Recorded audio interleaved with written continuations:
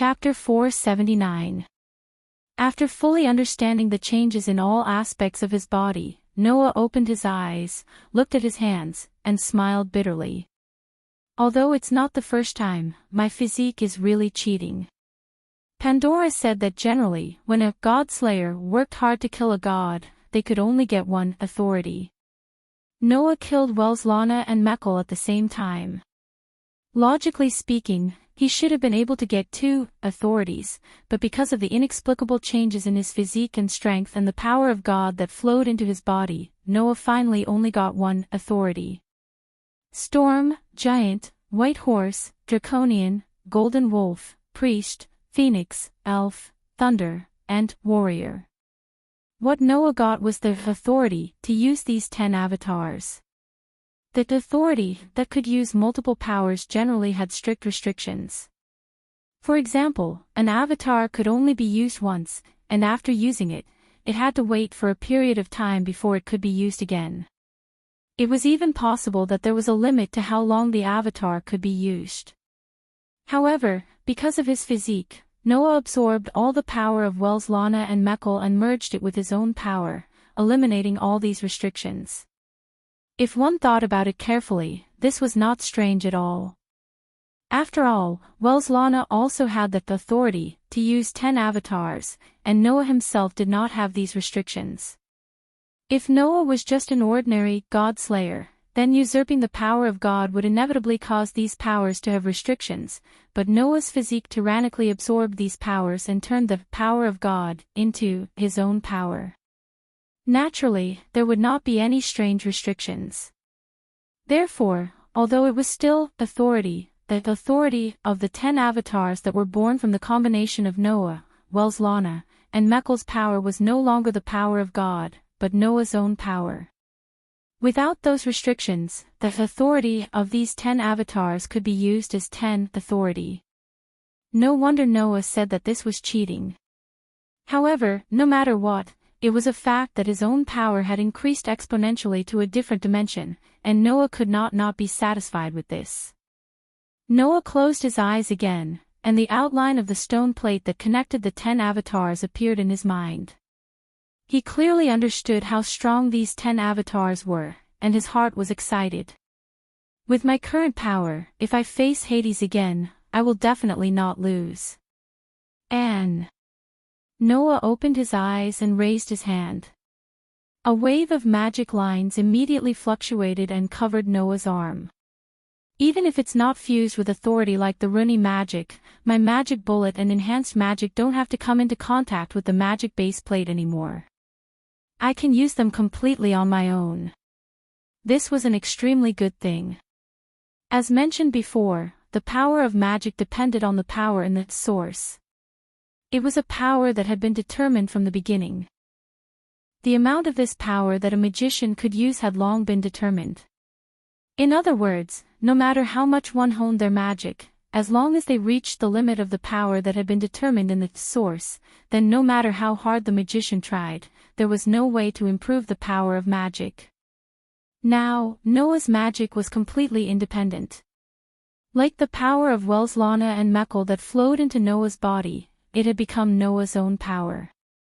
It no longer had to be in contact with the magic base, nor was it a power that came from the source.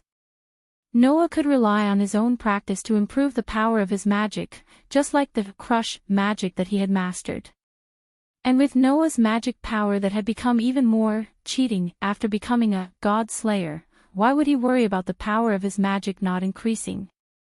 In addition to magic and magic, my authority is the embodiment of my true power.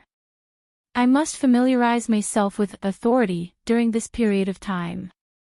Just after Noah figured out the various changes in himself and the path he should take in the future, the door of Noah's room was opened. Immediately afterward, Erica, who was wearing a black and red princess dress, and Liliana, who was still wearing blue and black casual clothes, came in from the outside. Perhaps they didn't expect Noah to have woken up. When they saw Noah sitting on the bed, Erica and Liliana were startled at first, then they were surprised at the same time.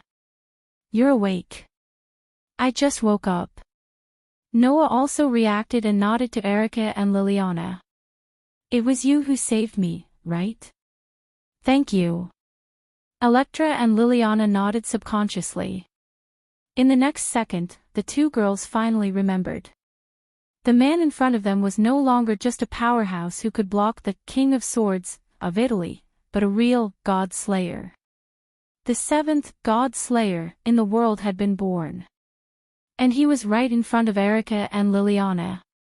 At that moment, Liliana, who was the first to realize this, suddenly knelt on one knee on the ground, put her right hand on her left chest, and performed the highest knight's salute to Noah.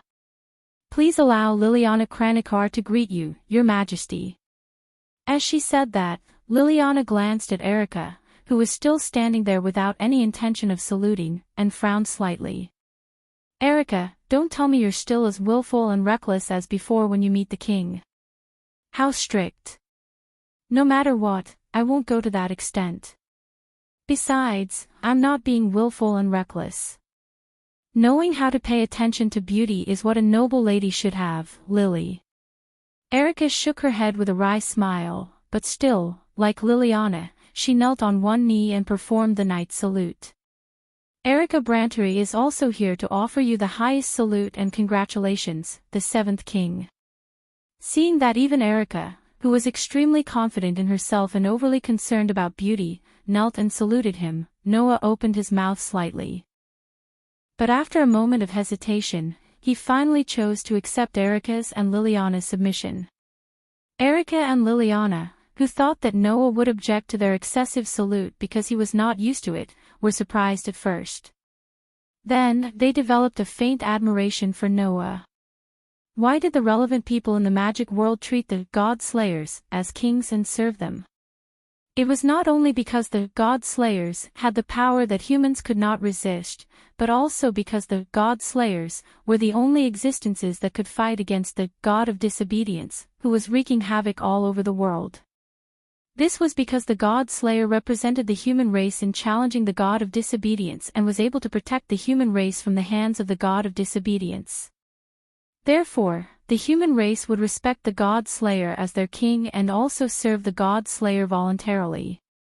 As a newly born king, he would subconsciously resist being saluted as a subject, but Noah did not resist. Instead, he accepted it. It was not because Noah really regarded himself as the king of all humans after becoming a God Slayer, but because Noah clearly knew that this identity not only represented status, but also responsibility. Therefore, Noah did not refuse Erica's and Liliana's salute as a subject, which was a tacit admission that he would bear the responsibility of fighting the God of Disobedience and protecting humans from the God of Disobedience. Seeing this clearly, Erica and Liliana admired Noah. How long have I been unconscious? Noah asked. You should be the ones who brought me back, right? Yes, Your Majesty, Liliana replied respectfully. You have been unconscious for 3 whole days. Has it been 3 days? Noah rubbed his eyebrows and sighed. I'm sorry for letting you take care of me for so long. No, this is the duty of a knight. Although Erica saluted as a subject, the smile on her face was still as fierce as a female lion's.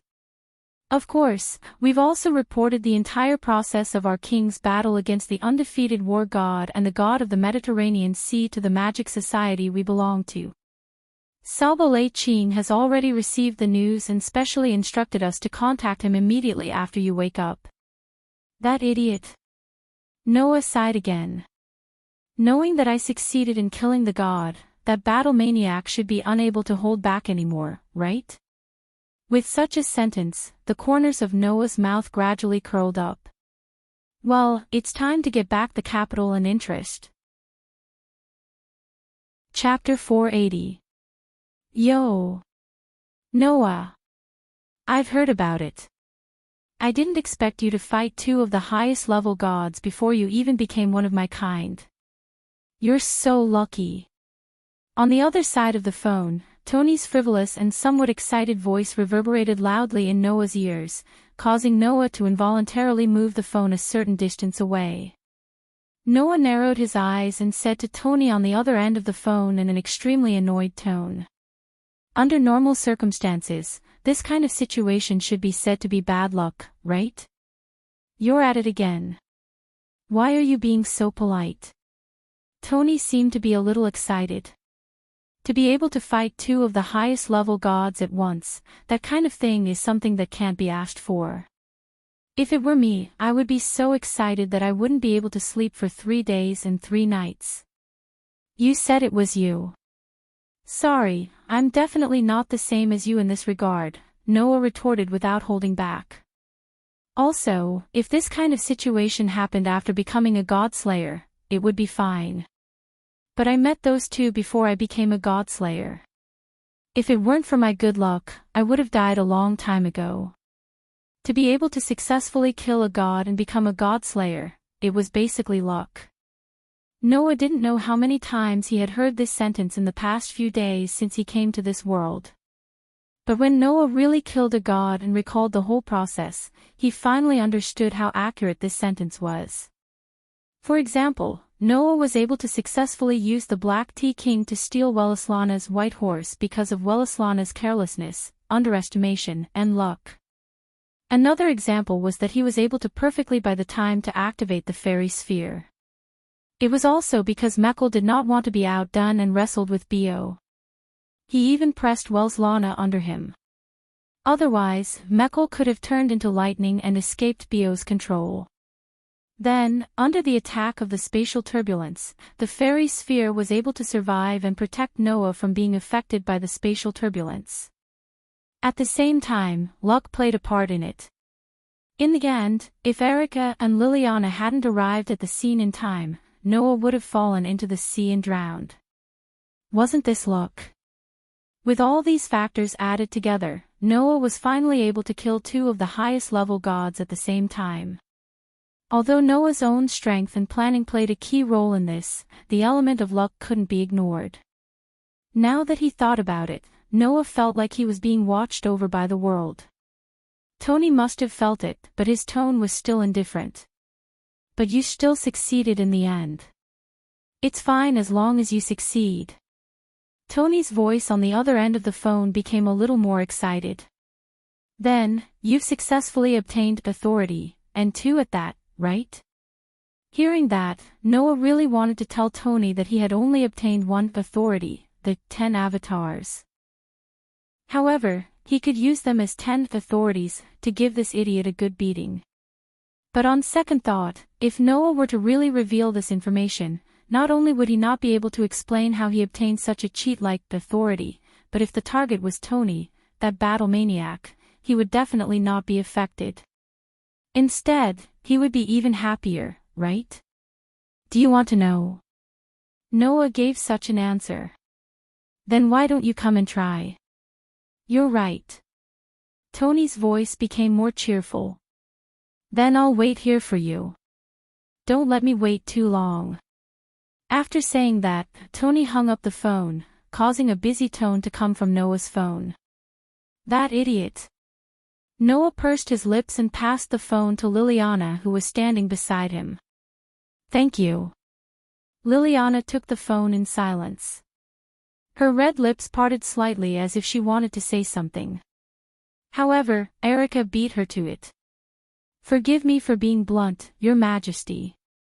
Erica looked straight at Noah. Do you really intend to fight Sarbatriking? Looking at Erica's thoughtful eyes, Noah shrugged as if he had seen through what Erica was thinking. I can't help it. After all, we agreed on this beforehand, didn't we? This isn't a wise decision. Liliana took a step forward and looked at Noah with a serious expression. You're the king of godslayers. You should consider the people around you.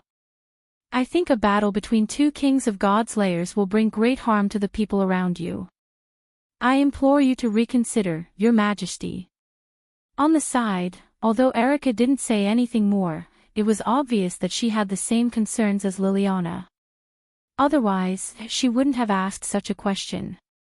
Both Erica and Liliana knew that Noah and Tony had an agreement to fight after Noah became a godslayer. However, Erica and Liliana didn't take it seriously before. Was it that easy to become a godslayer? Compared to Noah successfully killing a god, Erica and Liliana were more inclined to believe that Noah would fail to challenge a god. What they considered was how to deal with the aftermath of Noah's failure, how to deal with the battle between the two gods of disobedience, and how to persuade Tony to rush over. In the end, Noah really succeeded in killing a god and became a godslayer. Naturally, he had to fulfill his agreement with Tony. In this regard, Erica and Liliana, who had spent all their energy thinking about what to do after Noah's failure, had no way to deal with this result. But there was no doubt that if the battle between the two gods of disobedience had the ability to sink an island, then the result of the battle between the two godslayers, even if it was inferior to the former, would still bring about losses that others didn't want to see. Erica and Liliana naturally had to find a way to stop it. At the very least, they had to minimize the losses caused by the battle between the two kings of disobedience. Don't worry. Noah waved his hand casually. I'm not stupid enough to start a battle of that level in a place where there are people. No, it's not a matter of whether there are people or not. The loss of buildings is also a loss. Erica and Liliana wanted to say this, but because Noah had fully considered the safety of others, it would be really overboard to ask a king of disobedience for some buildings. Erica and Liliana could only swallow this bitter fruit, and they were already prepared to let the Italian Magic Association bear this loss. Sure enough, the Godslayers were a group of troublemakers. Fortunately, in the battle with Welslana and Meckel, Noah did not suffer any injuries. The reason why he was unconscious for 3 days was entirely due to the changes caused by the conflict between the reincarnation of a godslayer and the power in his body. Therefore, after waking up, Noah not only did not feel any discomfort in his body, but he also felt quite energetic because of his reincarnation as a godslayer. It was as if he was ready to fight anytime and anywhere. In this way, Noah naturally had no reason to continue to stay in bed. Accompanied by Erica and Liliana, he left Sardinia that day and arrived in Rome when it was almost dark. Noah wanted to head straight to the hotel where Tony was staying, but almost as soon as he exited the airport, Erica and Liliana called out to him as though they knew it was the right time. "Wait a minute, Your Majesty," Liliana said. "Before meeting you, there is a lord who wants to see you first."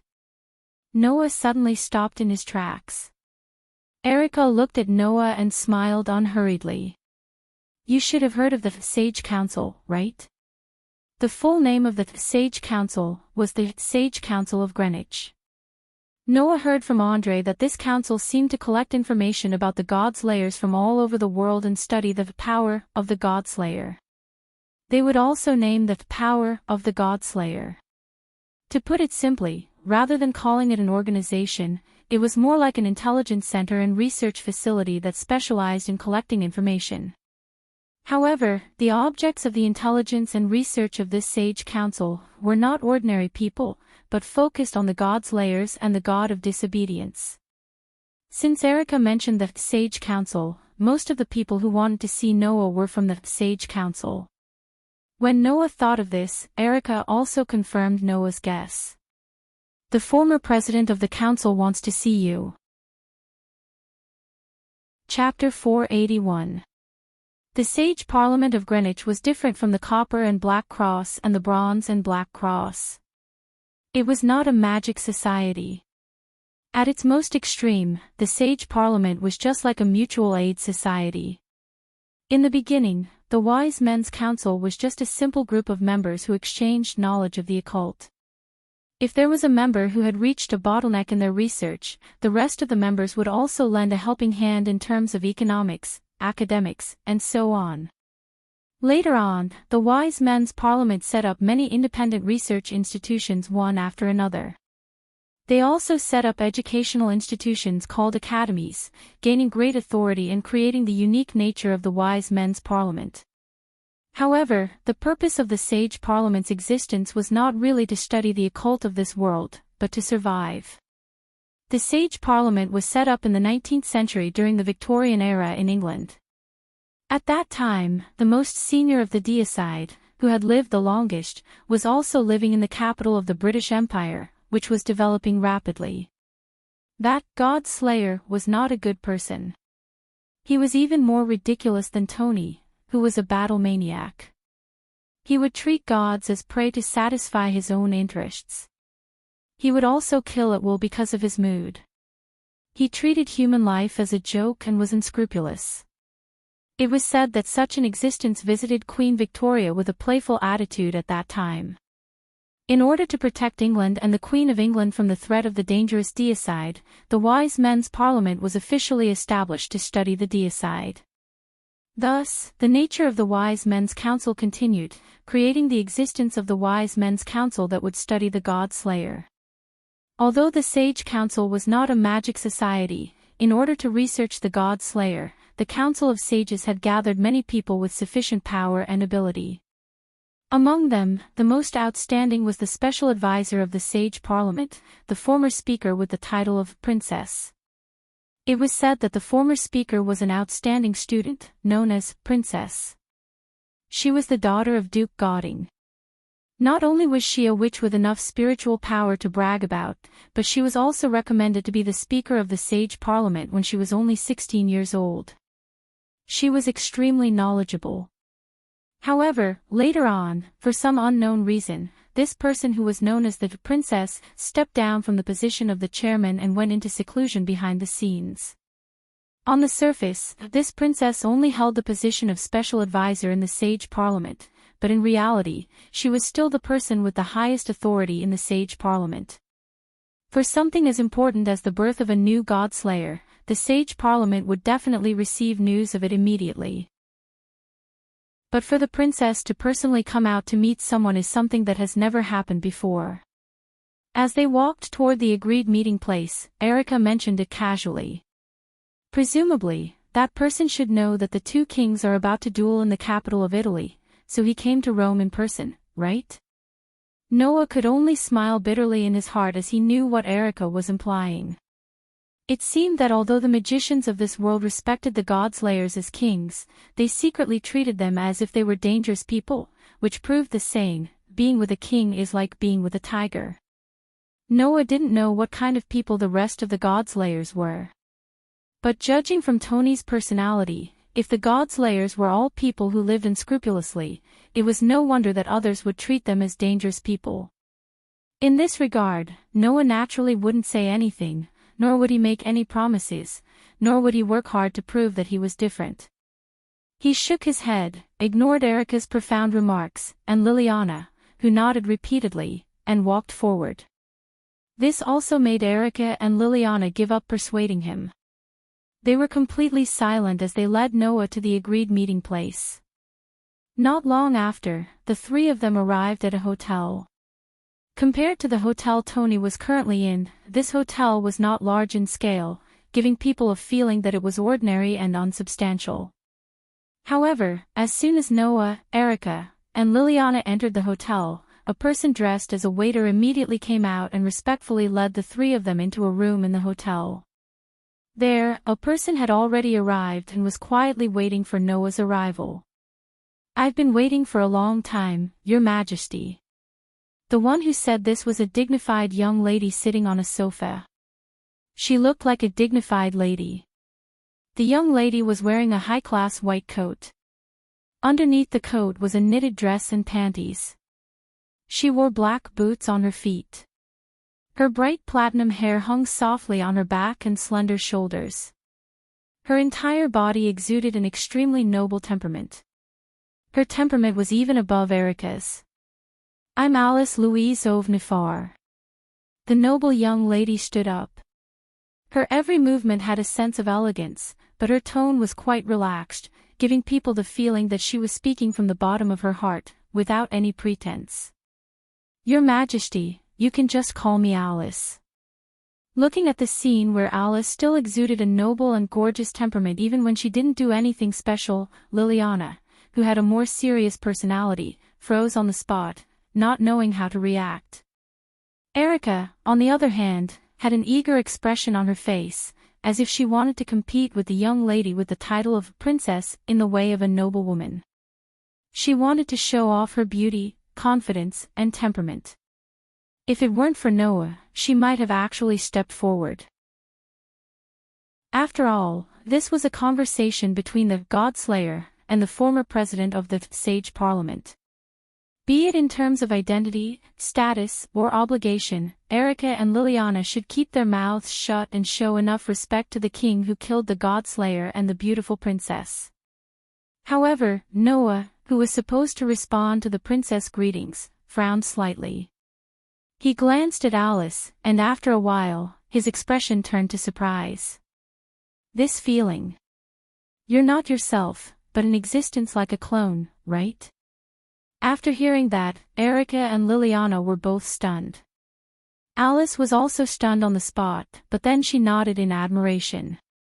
As expected of the king who was able to kill two of the highest level, god of disobedience, before becoming a god-slayer. To be able to see through my true colors at a glance, even the rest of the god-slayers would not be able to do so. You are really amazing. However, this should be called a ghost body. In the world of magic, it can also be called a plasma body.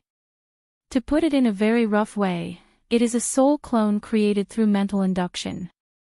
The real me is now sleeping in a bed in London.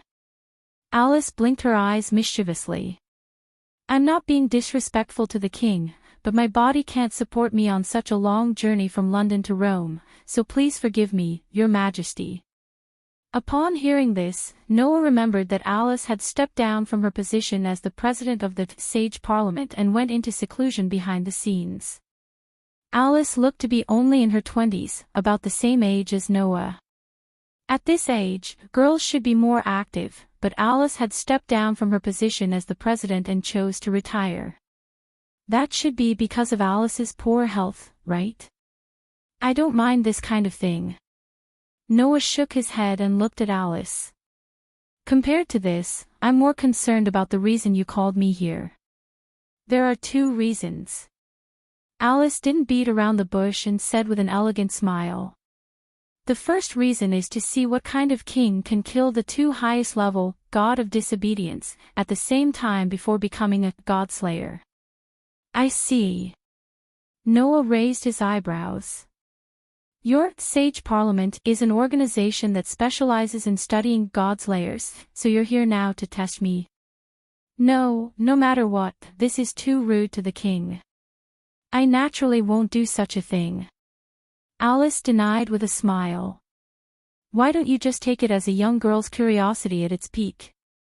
Noah immediately took a deep look at Alice and curled his lips into a smile. Then, what's the second reason? I believe the king has already guessed it. Alice looked at Noah closely. It's about your duel with Ching. Chapter 482. When Alice stated the second reason for her visit, Erica and Liliana both showed an, as expected, expression.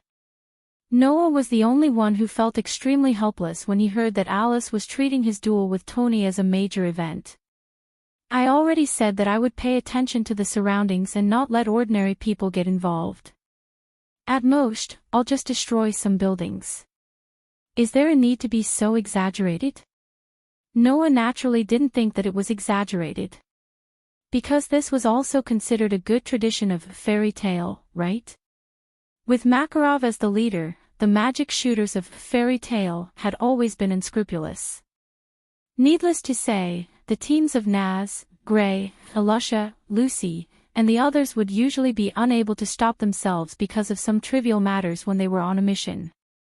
They would even destroy half of the city where they were on a mission. And Makarov himself treated the council as trouble.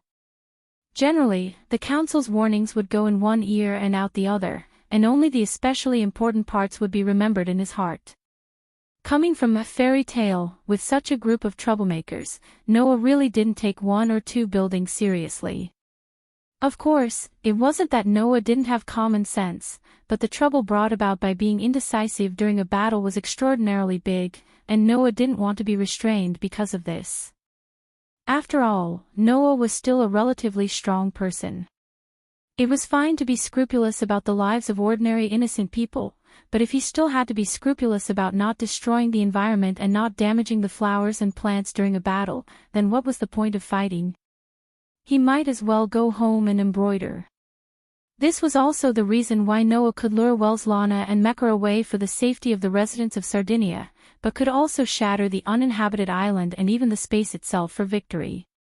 To be precise, this cognition was not wrong. Being overcautious during a battle was obviously courting death. However, from an outsider's point of view, the trouble caused by this was not ordinary. Even the former president of the wise parliament has come to Rome to persuade you. Here, as a king, you should show your magnanimity and listen to our opinions. What do you think? Erica chose the right time to interrupt. After all, this is the capital of Italy. Salbale isn't the type to care about his surroundings when fighting. At this time, we can only hope that the other king is rational. Although I don't want to admit Erica's words, I also think you should consider this point, Liliana said to Noah as though she was advising him. If it's possible, please cancel your duel with Salbat Lei Ching. Noah was silent, but his eyes were fixed on Alice, which made her feel suspicious. Excuse me, is there anything strange about me? It's not like that. Noah suddenly smiled and spread his hands. I'm just thinking that even though the duel between the god-slayers is rare, the god of disobedience can also bring about the impact of a battle of that level, just like how I killed Welslana and Mecca. And the god-slayers will travel all over the world to deal with the god of disobedience that appears on the ground and fight with the god of disobedience. Logically speaking, even if the impact of a battle of this level is great, the frequency of it happening isn't low, right? Noah looked at Alice with a spurious smile. Then, does the former president of the wise parliament stop every battle of this type? Isn't that too busy? Alice held her breath. After hearing Noah's words, Erica and Liliana were also puzzled. Just like what Noah said, the impact of the battle between the God-Slayer and the God-Slayer, the God-Slayer and the God-Slayer, and the God-Slayer and the God-Slayer had almost the same impact, but the number of times it happened was also not small. Under such circumstances, Erica and Liliana had never heard of Princess Alice personally taking action to stop a battle like this. She was indeed too busy. So, this time, why did Princess Alice take action personally? Was it because one of the God-Slayers was just born and killed two of the highest level gods at the same time? Why did she have to come and test the waters? In that case, there was no need to specially create a soul clone when she felt so unwell that she needed to abdicate, right? Alright, Your Highness, you'd better state your purpose. Noah curled his lips. If you want to rely on such flawed persuasion to make me do as you wish, that won't work. This. Alice couldn't help but be at a loss for words and let out a bitter laugh. It seems like the king born this time isn't just an outstanding warrior, but also an incredible tactician. You're overpraising me. I'm not a tactician, but that doesn't mean that I don't know how to use my brain, Noah said with a smile. So, it won't work if you think you can fool me with some petty tricks. You're a princess. Don't tell me you want me to threaten you like a villain before you tell me the truth, right? That feeling of being naughty isn't bad either. It might tempt me a little. Alice's voice became brisk again. Her beautiful eyes met Noah's eyes directly. Actually, Your Majesty's outstanding battle record has attracted some unfriendly people. I heard that you're about to have a duel with Minister Sarbaret, and he seems to have come to Rome, Italy. Not a very friendly person. Noah raised his eyebrows. Princess Alice, Erica took a step forward, and asked. Are you saying that someone wants to harm Your Majesty during the duel between the two kings? Isn't that too stupid? Liliana frowned. They actually want to harm Your Majesty. Could it be an evil organization of magicians? If that's all, I wouldn't have to come here to remind you. Alice shook her head, her gaze still fixed on Noah. "I wonder if your majesty has heard of the godly ancestor?" Godly ancestor. Noah pondered for a moment. After making sure that he had never heard of this term, he looked at Alice. "What's that?" "It's an existence that was born through reincarnation after the death of Gaia under certain special circumstances." Alice glanced at Liliana. "The ancestors of witches and witches like me and Miss Liliana used to serve Gaia. The godly ancestor is the reincarnation of Gaia. It can be said that the witches and witches of modern times can be considered as the distant descendants of the godly ancestor." "You mean?" Noah asked Alice in an uncertain tone. "The person who's secretly watching me is the godly ancestor?" "I don't know if he's watching your majesty, but I did receive news that he came to Rome after your majesty became the god slayer," Alice said worriedly. "Although I don't know if he's watching your majesty, if he's planning something, he'll definitely do something bad during the duel between you and Sarberit." That was why Alice appeared and wanted to stop the duel between Noah and Tony. The godly ancestor. Noah touched his chin. "Is he very strong?" "No, but in terms of strength, the godly ancestor is only at the same level as the mythical beasts. If we use the human level to classify them, they're at the level of the Holy Knight. Even if they're above the Holy Knight level, the difference isn't that great," Alice said. "That may be the highest level of enemies for humans, but for a king who kills gods, with a sweep of his authority, even 100 enemies of that level would die in an instant, right? However, the godly ancestor used to be the Gaia of Gaia. There's a seal in her body that allows her to regain the strength and appearance of the Gaia in a short period of time at the cost of her life. She can then transform into the god of disobedience," Alice reminded him. "Even your majesty shouldn't underestimate the godly ancestor." "I understand what you mean," Noah's eyes flashed, and he said calmly. "However, since we can't confirm the purpose of the other party, it's not appropriate to change the schedule suddenly, right? We'll cross that bridge when we get there." Noah stopped Alice, who seemed to want to say something else, and smiled. That smile was slightly cold. "No matter what, if you want to do something to me, then be prepared to be bitten in the back." Chapter 483. In the end, the meeting between Noah and Alice ended with an inconclusive result.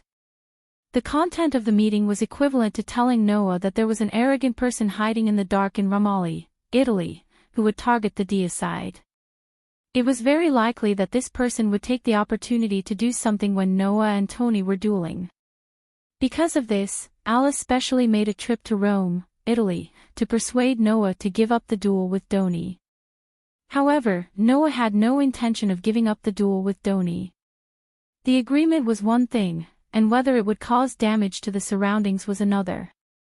Most importantly, given Doni's character, if he gave up the duel for such a reason, the idiot who would do anything to satisfy his desire for battle would definitely stir up the whole of Italy. Be it Alice, Erica, or Liliana, there was no way they wouldn't understand this. Therefore, after some hesitation, Alice had no choice but to give up and stay in Italy. It seemed that she was not going to leave before the duel between Noah and Doni ended. Before leaving, Alice also left Noah such a sentence. The god ancestor also has some connections with the Black Prince. If he knows that the god ancestor has come to Italy, then the Black Prince is very likely to come here as well.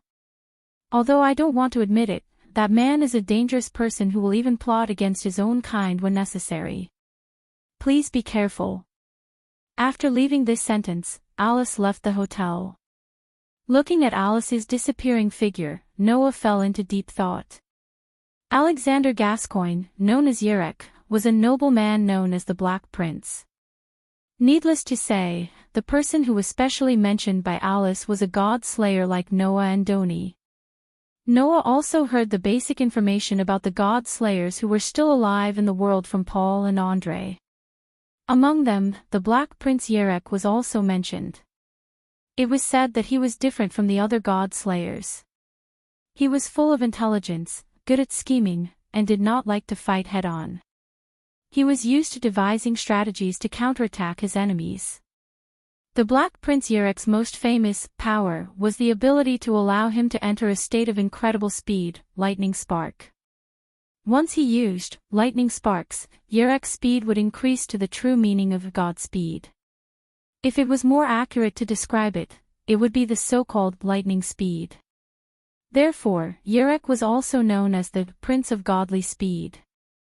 This power was almost exactly the same as the power of the phoenix in Noah's 10 incarnations. In addition, the other party was also good at strategizing. That was why Allah specifically mentioned it, telling Noah to be careful of this fellow who was very likely to come to Italy. We've just dealt with the invincible military god and the divine king of the Mediterranean Sea. Now, not only do we have to deal with that idiot Tony, but we also have to deal with the so-called god ancestor and his kind. Noah sighed heavily. In this world, I really can't stay idle. The Black Prince leads a magic association called the Royal Factory, which is hostile to the Sage Parliament, which was once led by Princess Alice, Erica said proudly, intentionally or unintentionally, with her chest out. In order to fight against the Black Prince, Princess Alice once joined forces with my uncle to fight against the Black Prince. Fight against the God Slayers? Noah looked at Liliana in astonishment. The princess and Mr. Paul joined forces to fight against the God Slayers? If it's a head-on confrontation in terms of strength, then it's impossible. Otherwise, the God Slayers would not be called the Demon King. Liliana's face was tense. However, Lord Paul is indeed an outstanding knight. In the battle against the Black Prince, after joining forces with Princess Alice, that lord still left behind many glorious achievements for humans. Thus, he obtained the title of the Crimson Demon, and is a holy knight of the highest level. Just like you, before you became the God Slayer, didn't you also block Mr. Salba's demon sword? Liliana glanced at Noah. Even if you can't fight against Mr. Salba, it's a fact that you blocked Mr. Salba's demon sword. That's quite an amazing achievement. Compared to you at that time, Princess Alice and Mr. Paul only achieved a similar achievement after joining forces. But it's still amazing for the human race. I'm not afraid to tell you that my goal is to inherit the title of the Crimson Demon left by my uncle. No, it should be said that it's my ambition. It's something I must do. Erica had a fierce smile on her face. If the Black Prince really comes to Italy, I'm looking forward to fighting with him. Erica. Liliana was speechless. Don't tell me you really want to fight against the God Slayer. Lily, didn't you say that it's impossible to compete in terms of strength? But the example of Princess Lily and Uncle also told us that apart from strength, there are many other ways for us to deal with the God Slayer, Elias said with a fearless smile. No matter what, I'm not so self-righteous as to think that I can defeat a God Slayer with my strength. Lily, you don't have to worry about me. I'll be satisfied as long as I can obtain the merit of inheriting the title of the Crimson Demon. Liliana seemed to want to say something, but in the end, she chose not to say it. She turned her head away and fell into silence. Seeing this scene, Noah understood the relationship between Erica and Liliana. Although the Copper Black Cross and the Bronze Black Cross were enemies, Erica and Liliana were not only the only two prodigies in Italy who had obtained the rank of Grand Knight when they were still underage, but they were also childhood sweethearts. Each of them regarded the other as their competitor. Even if it was not obvious on the surface, Erica and Liliana did have a good relationship. They both cared about each other from the bottom of their hearts, right? Just as Noah, Erica, and Liliana fell into an indescribable silence at the same time, an extremely terrifying curse power and aura suddenly rose from the sky outside and gradually approached. Erica and Liliana were shocked at the same time. Their hearts tightened, and they subconsciously tensed up their bodies and entered a battle stance. This aura. Noah's eyes suddenly narrowed, but a smile appeared on his face. That's right. He heard that I've returned to Italy, but I didn't go directly to him. That idiot will definitely rush over because he can't wait, right? With that, Noah lifted his feet and walked out of the hotel. Could it be that the owner of this cursed power is? Erica seemed to understand something and hurriedly said to Liliana. Quick! Lily! Let's evacuate the surrounding crowd. Liliana also seemed to understand Erica's thoughts and rushed out with Erica without saying a word. As Noah walked out of the hotel, a figure surrounded by terrifying curse power and aura came into his sight. The person was holding a long box in his hand. As he walked in the direction of Noah, he took out a crude knight's sword from the long box and stared at Noah. His eyes shone with an unprecedented bright light. I swear here that I will not allow anything that I can't cut to exist. This sword can cut through everything on the ground. It's an invincible blade. When the invincible words slowly came out of Tony's mouth, the massive curse power on his body flowed into his hand, turning the hand holding the sword into a silver steel arm. Seeing this, a glint appeared in Noah's eyes as he slowly walked forward. I am the strongest, and I hold all victory in my hands. Be it human or demon, I am the one who destroys the hostility of all enemies. I will destroy any enemy that stands in my way. Noah's authority was based on Welslana, fusing Noah's own power with Mecher's power to create 10 clones. Therefore, the words Noah chanted were also Welslana's holy words. These words could make the curse power and power in Noah's body active and boil, allowing him to exert more than 120% of his power. There was no need for words or pleasantries. The next moment, 2 massive waves of curse power collided. Chapter 484. He would use a period of time to explore his new power, and then come back to fight Tony. This was the first thought that came to Noah when he first reincarnated as a god slayer and realized that his power system had undergone a great change. But after that, Noah found that this idea was a big mistake. Because it was a complete waste of time. The great ritual left behind by Epimetheus and Pandora to reincarnate a human as a god slayer, perhaps because it was too messy, there were many strange problems. On the surface, the god slayer was only similar to human beings, but its nature was actually more similar to that of wild beasts, magical beasts, mythical beasts, and even gods. Naturally, even the rest of its body would be very similar to that of humans.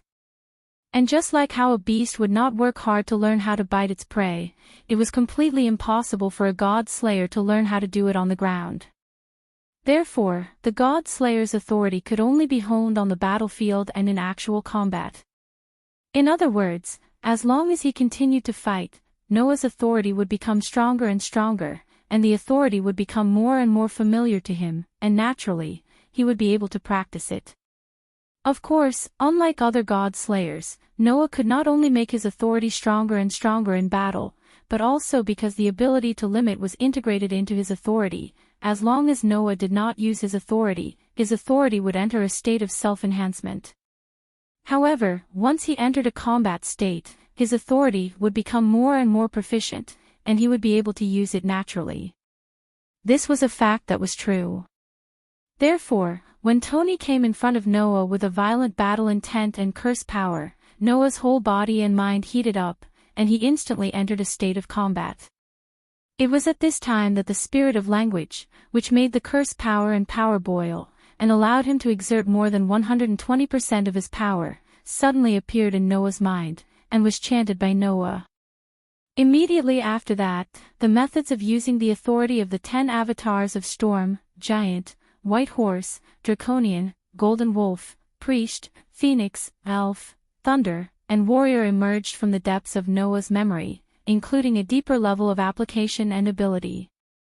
Noah did not know that even if he entered a state of combat, it was very illegal to obtain such an exaggerated level of proficiency and use of the authority at the beginning. Logically speaking, when he first became a god slayer, Noah's first battle would at most obtain 2 or 3 avatars to use. It would be too exaggerated to be proficient in all of them at once. However, it was unknown whether it was because of Noah's physique, or because Noah was different from other God slayers, and directly absorbed the power of God and made it his own. Noah was so lucky that he understood how to use his authority well. Therefore, the moment Tony rushed over, Noah stopped in his tracks, and the cursed power in his body was raised. I, with my violent heart, cover the sky tightly, and declare, roll up a storm for me, rain for me, and never allow you to disobey my command. When this sentence, which seemed to be a declaration to heaven and earth, slowly reverberated, the sky suddenly turned dark. A thick layer of dark clouds appeared out of nowhere, and covered the entire sky, causing an oppressive atmosphere to pervade the whole world. Tony, who was rushing in Noah's direction, did not even have time to swing his demonic sword when he suddenly felt a strong sense of danger in his heart. His expression tightened, and he stopped moving, and without hesitation, he stepped on the ground and retreated. Whoosh! Almost at the same time, a tornado suddenly descended from the dark clouds. It cut through the air at an incredible speed and fiercely landed on the ground. Bang! Accompanied by a loud noise, the ground touched by the tornado seemed to have been drilled into by something terrible. It suddenly exploded into scattered fragments and rocks, and was swept into the tornado. The tornado fell exactly where Tony was just a second ago. Kacha kacha! The ground that was touched by the tornado continued to crack, turning into pieces of gravel and rock. They were sucked into the tornado and spread to the surroundings. Kacha kacha! In the surroundings, the buildings began to make creepy cracking sounds, and they were on the verge of collapsing. Not long after, some of the smaller buildings were uprooted and sucked into the tornado, twisting into pieces. Looking at the tornado that suddenly fell from the sky and instantly turned the ground with a range of more than 100 meters into a deep pit, uprooting and crushing buildings, and rolling up gravel and rocks, and spreading to the surroundings, not to mention Tony, even Noah could not help but be shocked. Storm, an incarnation formed by combining Welleslana's incarnation of strong wind and Mecker's storm.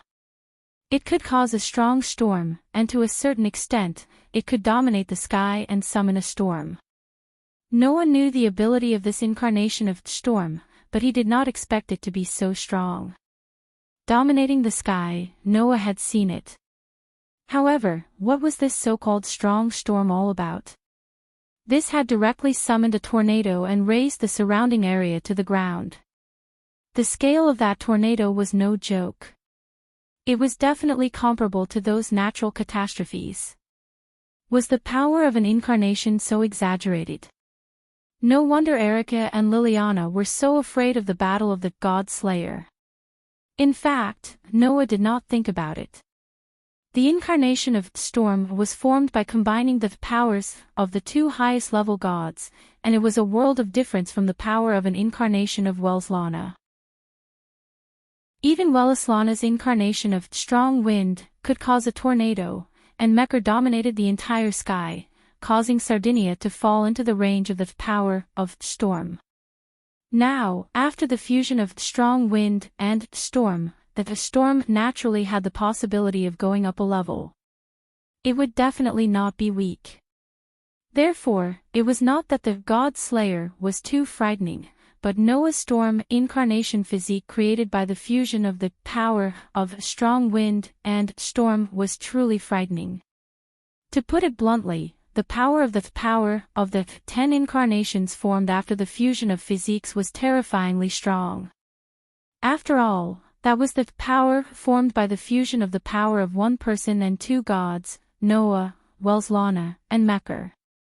How could it be weak? With the 10 incarnations, Noah's strength had already been raised to another dimension, and he was definitely not weaker than any God Slayer in this world. That was the truth. Oh!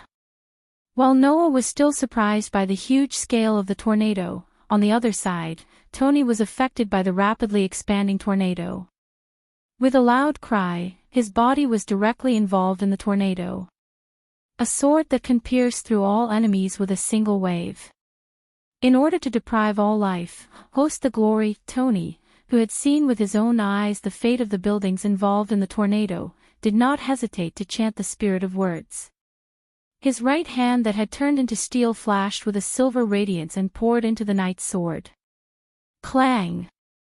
In the next moment, a brilliant sword light suddenly appeared from the tornado.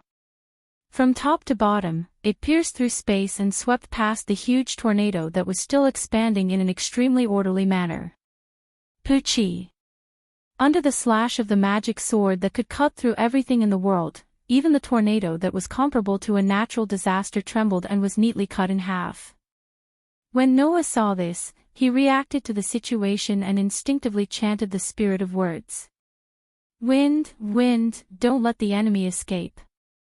Offer up your final glory. As soon as his voice fell, the tornado that was neatly cut in half stagnated. Then, as if something had expanded from within, it suddenly exploded. Boom! Amidst the violent loud noise, the huge tornado directly exploded, turning into a shockwave that spread out in all directions.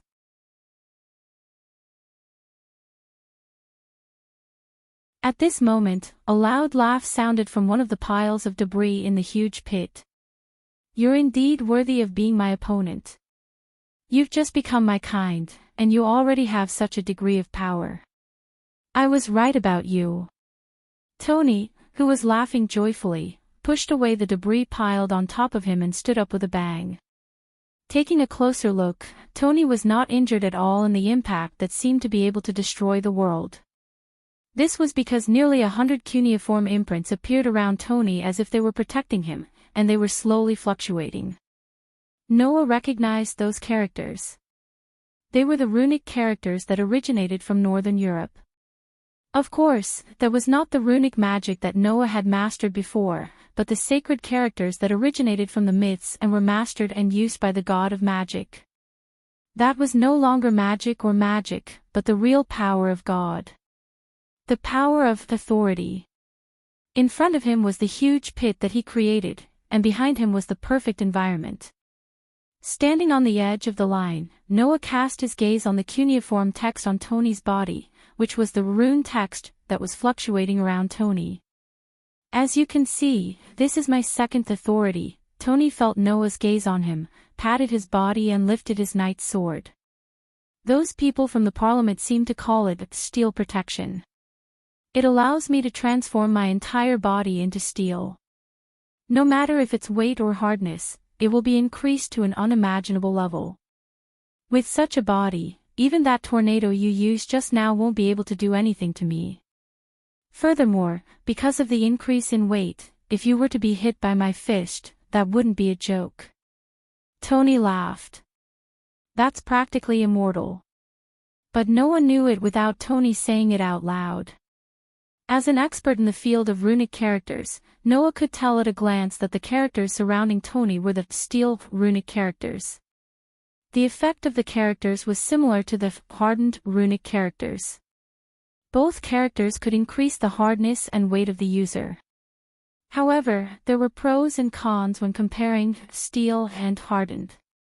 For example, the steel runic characters could increase the hardness and weight to the level of the toughest steel, but it would also be fixed at the steel level of hardness. On the other hand, the hardened runic characters could be continuously increased. As long as there was enough magic and quantity, it would not be difficult to increase the hardness of steel. However, that was only when compared to the steel runic characters.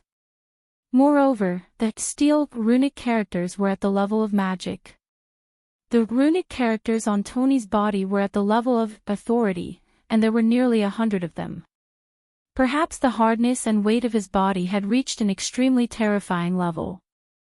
It would not be an exaggeration to say that he was immortal. With this body and the magic sword, these two authorities have always been the main components of my battle strength. As for the other two authorities, one of them is basically useless in battle, and the other one will affect me. If I use it, I will only use it when my life is on the line. Saying that, Tony looked at Noah with a burning gaze filled with battle intent.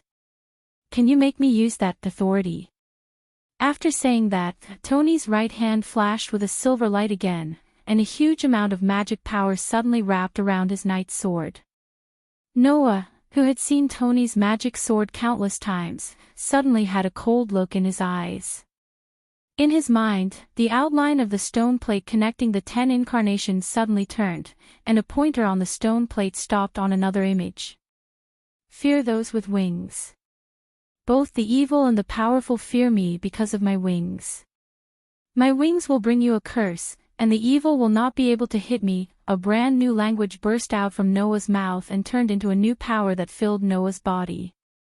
Then, Noah felt it. His vision, senses, and thoughts were all going through super acceleration. On the contrary, everything around him was going through super acceleration. At this moment, Noah obtained a speed that surpassed everything. Thus, Noah took a step to the side. In Tony's eyes, Noah's figure seemed to have turned into a phantom as he abruptly teleported to the side for an extremely long distance. Clang! At the same time, a sword flashed past Noah's original position and landed in the air. Noah, who had entered the super speed state, clearly saw this scene. He curled the corners of his mouth and shot towards Tony like a phantom. Before Tony could react, he suddenly appeared in front of him and punched towards Tony's chest. However, what happened next shocked Noah greatly. That was because the fist that was supposed to hit Tony's chest drew a huge arc and hit empty space.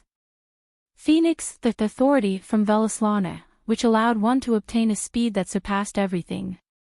However, although Noah obtained a speed that was too high, due to the excessive speed, his attacks could not accurately land on his target.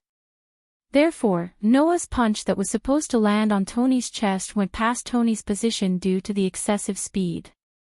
It was the same principle that if a person were to run at full speed, they would not be able to control their body due to inertia and would only be able to stop after a certain distance. This incarnation is a little troublesome. Chapter 486. Chi. Amidst the faint sound of breaking air, a figure suddenly flashed in front of Tony like a meteor. Then it directly passed by Tony and rushed to the back of Tony. That was the scene when Noah couldn't accurately control his attack, causing his fist to hit the air and his figure to directly pass by Tony. It was a tornado just now, and now it's super speed. Could it be that the tornado was the power that you stole from Mekhl, who controlled the sky, the storm, and the lightning, and this super speed was stolen from Velaslana? Tony was shocked when he realized what was going on, and his face was brimming with a bright smile. That's similar to Yarek's authority, but I heard that when he first obtained this authority, he suffered a lot because of it. There are a lot of problems with using this authority of God speed. It's not something that can do a lot of things. For example, the inability to accurately attack was one of the problems. In addition, entering the super speed state would make Noah's senses go through super speed. If he kept in this state, it would be like entering a world where time was constantly increasing, and it would make his senses dull. As for the other problems that would cause side effects to the body, they were eliminated by Noah's physique. Even so, there were many problems with the super speed brought by the Phoenix avatar. Also, although this speed is amazing, it's a pity that it's just speed, it's useless against me. Tony raised the knight's sword in his hand, and his eyes bloomed with a terrifying look like a wild beast. I've trained my eyesight a little too much. For example, I'll stare at the falling rain seriously and aim at one of the raindrops. The moment the raindrops fall in front of me, I'll swing my sword and cut the targeted raindrops in half. Thus, I've developed the ability called Mind's Eye in Chinese wuxia novels. So, no matter how fast you are, you can't hide from my eyes. The moment he finished speaking, Tony suddenly took a step forward, as if he could see through Noah's movements. He directly stabbed the knight's sword that was surrounded by a large amount of magic. Noah, who was in the super speed state, flashed out as if he teleported. At the same time Tony's sword stabbed out, his body directly appeared in front of Tony's sword. Noah's expression changed at the sudden attack, which was like a foresight. If it was a normal person, they would have directly hit Tony's magic sword, but Noah had superb senses and felt the trajectory of Tony's magic sword in advance. Just as Noah was about to collide with Tony's magic sword, he abruptly cancelled his phoenix transformation and leaped to the side. Clang! In the next second, Tony's magic sword flashed and swept forward, cutting the ground where Noah was originally at into two halves, creating a long gully. The sword didn't lose any momentum and continued forward with a sharp sound. At this moment, Noah's eyes flashed and he once again used the Phoenix avatar. Whang! In the state of super speed, this punch would only land on empty space. However, the moment he raised his fist, Noah immediately cancelled the use of the Phoenix incarnation, allowing his body's speed to return to normal as he raised his fist. The giant that blots out the sky supports the heaven and earth with his hand. I will let this divine power flow into my body. From now on, I will display the ultimate power that no one can match. In Noah's mind, the stone plate connecting the 10 avatars rotated from the phoenix to the indomitable giant. Whang! At this moment, Noah felt as though his body had been directly injected with a terrifyingly powerful strength, causing his raised fist to seem as though it could split the heavens and earth. It carried with it an extremely terrifying pressure. At this moment, Tony was still in the posture of thrusting out his sword. Feeling the terrifying pressure coming from behind him, his heart fiercely tightened. Ha-yeah! It was only for a moment. Accompanied by a violent roar, Noah raised his fist and suddenly swung it down. The air cracked as if it couldn't bear the weight. Amidst the violent sound of the explosion, a violent wind blew and his fist landed heavily on Tony's back. Dong! Before he could even let out a scream, Tony was smashed into the ground by an unimaginably terrifying force, sinking into the ground. Bang! Like a meteor crashing into the ground, the terrifying force not only smashed Tony into the ground, but also shattered the ground, bursting out a deafening roar. As the ground trembled and shattered, the huge crater that had been created by the eruption of the huge tornado shook, and the range of the crater expanded from the original several hundred meters to a range of over 1,000 meters.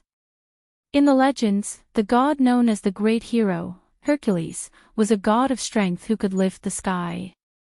Whether it was Welslana or Mekl, they had a deep relationship with this god of strength. Therefore, Welslana's bull incarnation represented monster strength. When using this incarnation, Welslana would obtain divine power no less than that of Hercules. Mekl's appearance was also based on Hercules, so he also had unparalleled divine power. Giant was an incarnation formed by combining Welslana's bull incarnation with Mekl's appearance. When using this incarnation, one could obtain monster strength that was far beyond the limit. Its power was enough to split mountains and rivers. Just like how the incarnation of Storm became extremely terrifying after fusing with Strong Wind and Storm, the incarnation of Giant became extremely terrifying after fusing with Welslana and Mekl's monstrous strength, which gave Noah a terrifying divine power. Of course, it was not enough to lift the sky, but it was definitely enough to split mountains and rivers. At this moment, the violent earthquake phenomenon affected the entire crater that was over 1,000 meters wide and even outside the crater. It was as if a shock wave had shaken the ground, slowly spreading outwards. Buildings began to sway, and some of them even collapsed. In the crater that suddenly expanded to over 1,000 meters, the buildings that were originally in the area also sank into the ground and turned into ruins. With a corner as the center, the entire crater cracked open like a spider web. It looked as if a demon was about to break through the ground and crawl out, making people feel a chill down their spine. Phew! Noah, who had punched the ground, let out a long breath and slowly retracted his fist. At this moment, he felt the superpower flowing through his body and couldn't help but glance at the human-shaped crater in front of him. Don't tell me he's dead. Tony had the steel barrier, which was called the authority of an undying body. Nearly 100 cuneiform runes that could make people as hard as steel made his body's strength reach a terrifying level. However, Noah clearly felt that his punch using the giant incarnation had indeed broken through Tony's steel barrier and landed on his body. Even so, it still brought disaster to the surrounding area. One could only imagine how terrifying the power contained in Noah's punch was. To put it bluntly, even if the giant mecha came in front of Noah, Noah was confident that he could turn him into a meteor and disappear into the sky with a single punch. This way, even if Tony had the steel barrier to counteract most of the force, it wouldn't be strange for him to die. However, Noah wasn't worried about this at all. This was because Noah knew how tenacious the life force of the Godslayer was. Even Noah had the elf incarnation that could bring the dead back to life, so Tony definitely wouldn't die so easily. But after being buried for so long, it should be possible to suffocate him to death, right? Noah looked down at the human-shaped crater in front of him and helplessly jumped in after a while. Chapter 487. When the battle between Noah and Tony came to an end, a young girl appeared on the rooftop of a building over 1,000 m away, which was lucky not to be affected by Noah's foul strength. She was a fair-skinned young girl who was obviously not born in the East. She looked like she was only 12 or 13 years old. The young girl had blonde curly hair and an extremely beautiful face. She looked like a delicate doll, but she was not childish at all. Instead, she looked mature and coquettish. If one were to describe Pandora as a sweet and adorable girl who possessed a womanly charm, then this girl would be a little adult who deliberately pretended to be an adult, but was actually an awkward little girl on the inside. This little adult had her eyes closed at this moment. Her body was fluctuating with a faint spell that allowed her vision to leap. She was observing the battle in the center of the giant crater like a clairvoyant. If there was a magician here, then he would definitely be able to recognize that the spell that the girl was using to make her vision leap was the witch's eye magic that only orthodox witches could use. In other words, this young girl who looked only 12 or 13 years old was the most orthodox witch like Liliana. Through the witch's eye magic, the young girl saw Noah jump into the giant human-shaped crater that was created by attacking Tony. She silently withdrew her spell and cancelled the magic. She opened her eyes and stared blankly at the giant crater in front of her. He has just become a God Slayer, and he already has such power. He even defeated the King of Swords. Is this the special thing about killing two of the highest gods before becoming a king of God Slayers? The young girl was just muttering to herself, but someone immediately answered her. To be honest, I'm very surprised too. A princess-like girl with an extremely noble temperament and an extremely beautiful appearance appeared out of thin air on the rooftop. She looked down at the exaggeratedly huge pit from a distance and let out a bitter laugh. I didn't expect this new king to be able to do this. Sure enough, the kings of God Slayers can't be evaluated by human standards. Hearing this, the young girl seemed to have noticed or expected that the princess would appear here. She turned around calmly, lifted the corner of her dress, and bowed to the noble princess who appeared out of thin air. Greetings, Princess Alice. Lord Guinevere seems to be doing very well as well. Alice returned the compliment with an impeccable etiquette and an elegant smile. Since you've come to Italy, why don't you tell Alice first? Isn't it better for Alice to welcome you? It was very strange for a noble lady in her 20s to a young girl who looked only 12 or 13 years old to use honorifics and etiquette. However, those who knew the situation would know that regardless of appearance, the former was less than 1/10 of the latter's age. Because Guinevere, who stood in front of Alice, was not only the goddess of the earth, but also the god ancestor who had surpassed human wisdom after several reincarnations. Therefore, regardless of whether Alice's respect was superficial or not, the young girl named Guinevere accepted it calmly and said with an elegant smile, "Thank you for your kindness. Actually, I don't like to meet the new king in such a sneaky way. However, if I do it openly, the prince will definitely be more than happy to set up a trap that will make me regret, and then wait for me to step into it myself, right?" As she said this, Guinevere turned her head and looked to the side. Am I right? Black Prince Yerek. As soon as Guinevere's voice fell, a bolt of lightning suddenly flashed from where she was looking. The lightning gradually turned into a human figure, and a man surrounded by electric arcs emerged from it. The wise men's council, once led by Alice, called this power lightning spark. It was the same as the incarnation of Noah's phoenix, which allowed the user to obtain the authority of lightning speed that surpassed everything.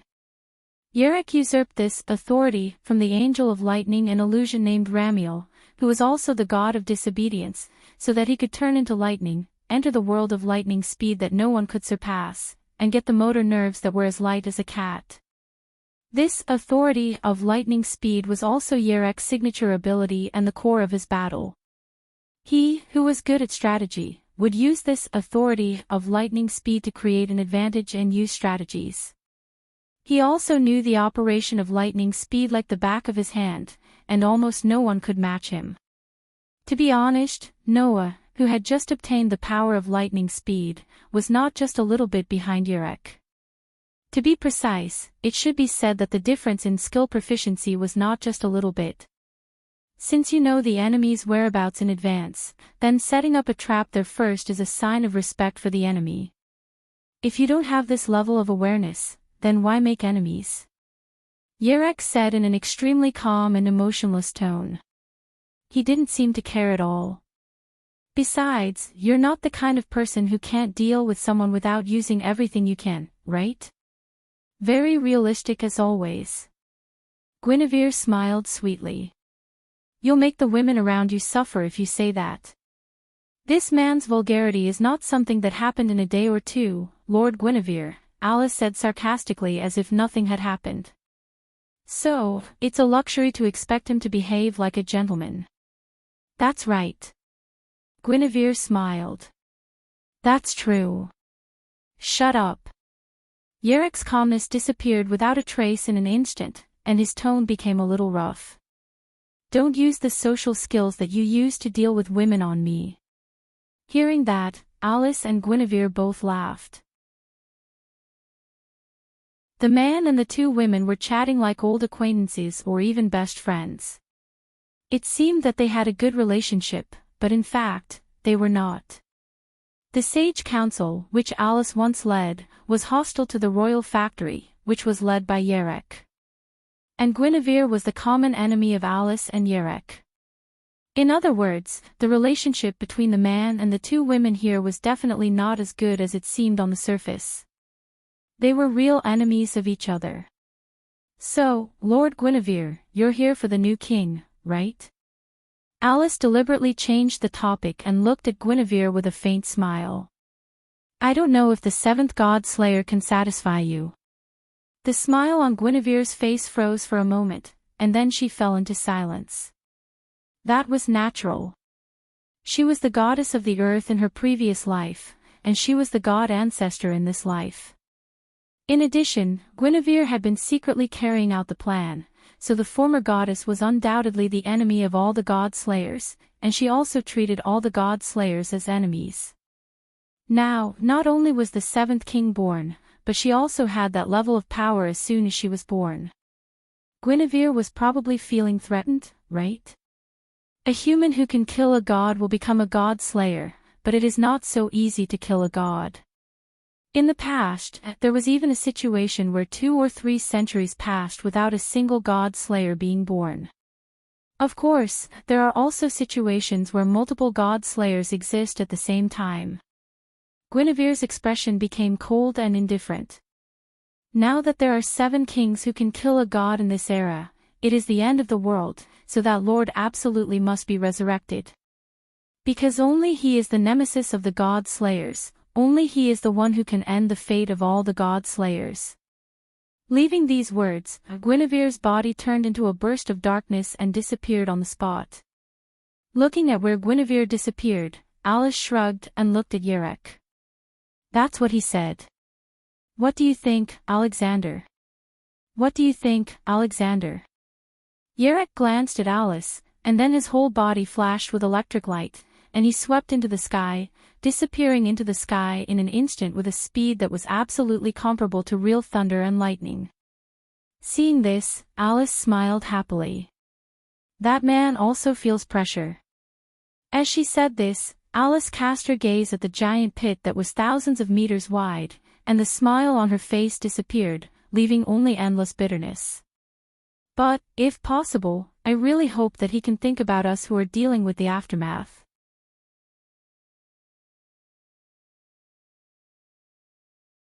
Chapter 488.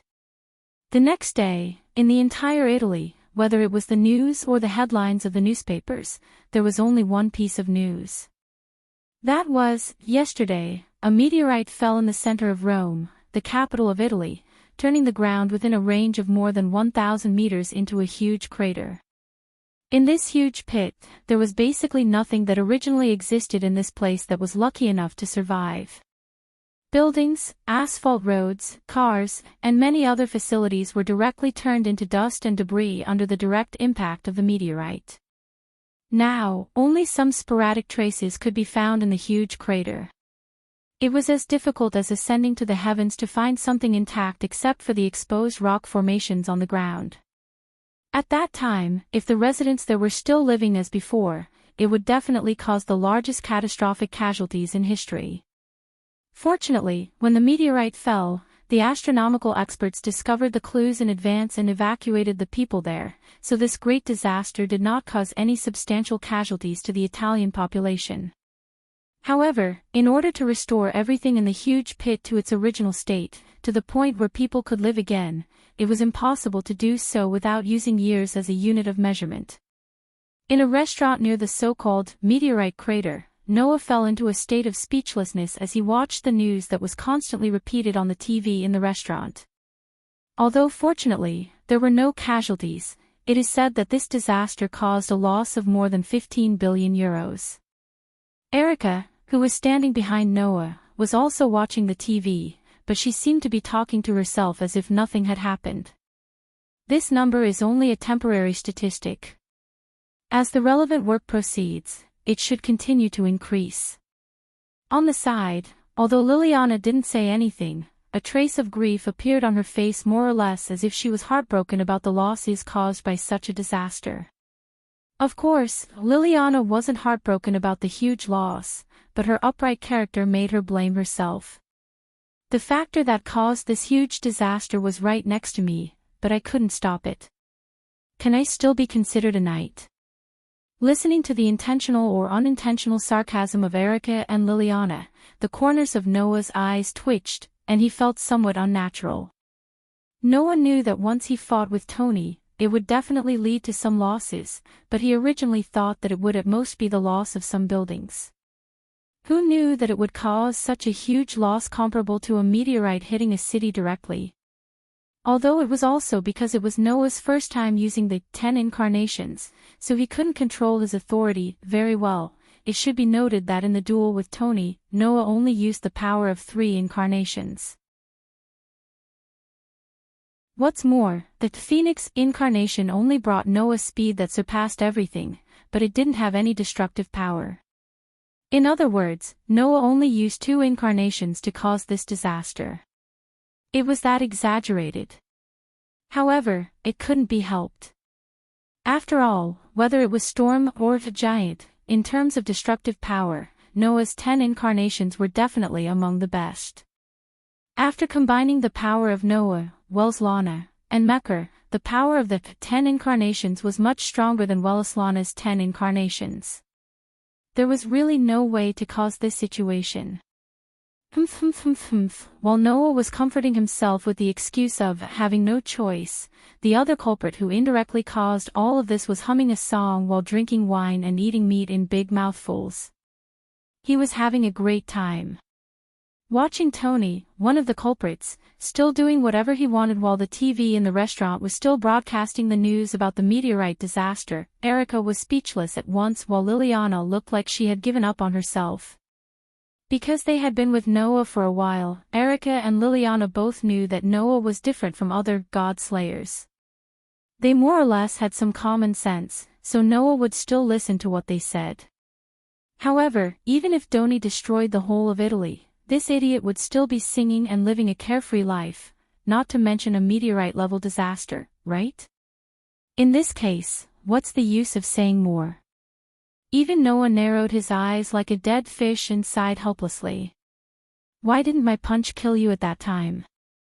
Noah's punch directly broke Tony's steel barrier. To be honest, if Tony had taken the full blow with his flesh and blood, even if the bones of a god slayer were comparable to the hardest metal in the world, he would still be dead. The problem was that Tony didn't take the full brunt of the punch. No. Didn't I say that I almost thought I was going to die at that time? Tony said in a relaxed tone that was not at all like he had just encountered a life-threatening situation yesterday. If I hadn't used my power of desperation when you punched me, I would definitely be dead now. Tony had killed 4 gods in total, so he possessed 4 powers. During the battle, Tony had mentioned that apart from the rending silver hand and the steel barrier, one of his other 2 authority was completely useless in battle, and the other was only used when he had to put his life on the line. Yesterday, Tony had used his power of desperation when Noah punched him. After that, the Sage Parliament called this power of Berserk God. It was the power of desperation that Tony had usurped from Dionysus, the god of wine in ancient Greek mythology. And the power of desperation that can strengthen or activate all mystical powers and make them go berserk. Noah could not help but murmur. Because when you use it, it will affect you as the user, making you unable to control your own power of desperation. That's why you said you would only use it when you need to put your life on the line, right? That's right, Tony said heroically as he chewed on a piece of meat. Although my silver hand and steel barrier are very powerful, sometimes there will be a troublesome god of disobedience that even these 2 powers cannot handle. Usually, I would use this power of desperation to make everyone within a certain range unable to use their mystical powers. They could only fight me with their swords. This is also my last chance of victory, so I can only use it when I need to put my life on the line. When Noah's fatal punch was about to hit Tony, Tony used this authority to make Noah's giant incarnation enter a state of uncontrollable state. Thus, when the giant form went out of control, Tony had relied on the steel barrier to withstand the blow. However, he was still knocked into the ground by the power of the giant form that had gone out of control. Tony, who had almost lost his life underground, once again used the steel barrier. This power of desperation was the power of desperation that Tony had stolen from the Norse hero, Siegfried.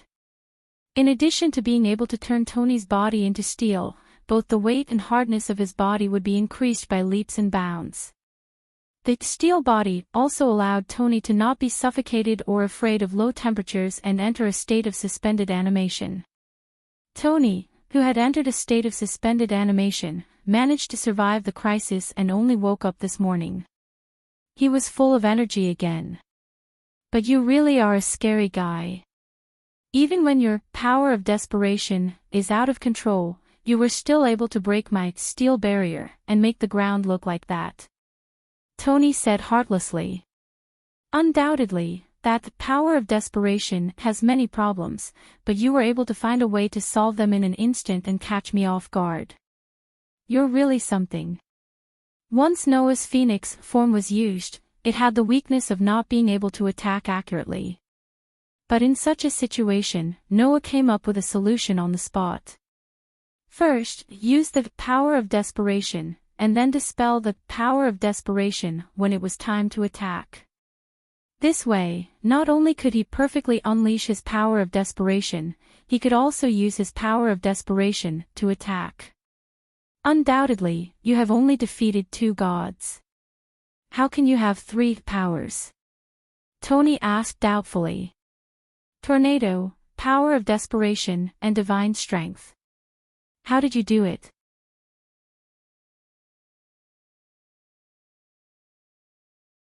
Chapter 489. As long as one was in the magic world, they had already received the information that Noah had killed Welslana and Mekhl and had become the seventh godslayer.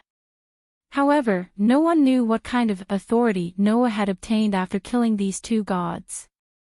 But there was no doubt that Noah had killed two gods, so he should have obtained two authorities. This level of speculation was still very easy to come by. After all, for a long time, every god-slayer could only usurp one of the powers of the disobedient god after killing it. Noah had killed two gods of disobedience at the same time, which meant that he had usurped two authorities. This matter had long been confirmed in everyone's mind. However, when dealing with Tony, Noah had used three abilities. He had summoned a tornado that was comparable to a natural disaster. He had obtained a speed that surpassed everything. The power was enough to split the mountains and rivers. Three abilities. That's three authorities, right? Tony was more and more confused. Why do you have three authorities? Hearing this, Noah was about to answer, but Erica, who knew Welslana better than the idiot Tony, muttered to herself for a moment, and then spoke out her guess first. The Demon King of North America, John Pluto Smith, defeated the god of disobedience, named Tzkalibaka, and usurped the authority called super transformation. That's the authority that allows one to transform into various forms and exercise the ability that can only be used in that form. Liliana seemed to have the same guess as Erica. And the undefeated god of war Welslana of ancient Persia also had the power to use 10 avatars and 10 abilities. To be able to use more than 3 abilities, the king should have usurped the authority similar to the Demon King of North America, right? The authority that summoned the tornado should be the power of the god King Mekhl. After all, the god king was the god of the sky who controlled the storm. Although Welslana had the avatar of the strong wind, he was not that strong and could not control the sky. But the king controlled the sky that day. Erica said. As for the authority of the super speed, it should be the power of Welslana's phoenix avatar and the bull avatar. Am I right? I've heard about the authority of the guy who lived in North America, but I never understood it. Tony scratched his head that could not store much energy and asked. Is it possible to get so many abilities from a god? It is possible, but it also means that there will be a lot of strict restrictions. Liliana answered Tony's question honestly. I heard that when the Demon King of North America uses the super transformation, not only does he need to offer a designated sacrifice for each avatar before he can use it, but after every avatar is used, he can't use it again for 7 days. If the king also usurped a similar authority from Welslana, then there will be various restrictions when and after using it, right? Erica smiled brilliantly as if she had great confidence in her statement. Although I don't know if the king has all 10 avatars of Welslana, the more avatars there are, the more restrictions there are. For example, the avatars can only be used under certain circumstances. After using them, they can't be used for a period of time. There might even be side effects. Oh, I see. You can do that. Tony was enlightened. Immediately after, he looked at Noah with excitement in his eyes. In other words, you have other avatars' powers that you haven't used yet? Seeing how Tony, Erica, and Liliana summarized his authority in such a short time, Noah was stunned and did not know whether to laugh or cry. Should he say that he was too smart for his own good? Never in their wildest dreams would the three of them have thought that Noah possessed not 2, but 1 authority. However, that was a foul authority that was born after fusing with Noah's own power.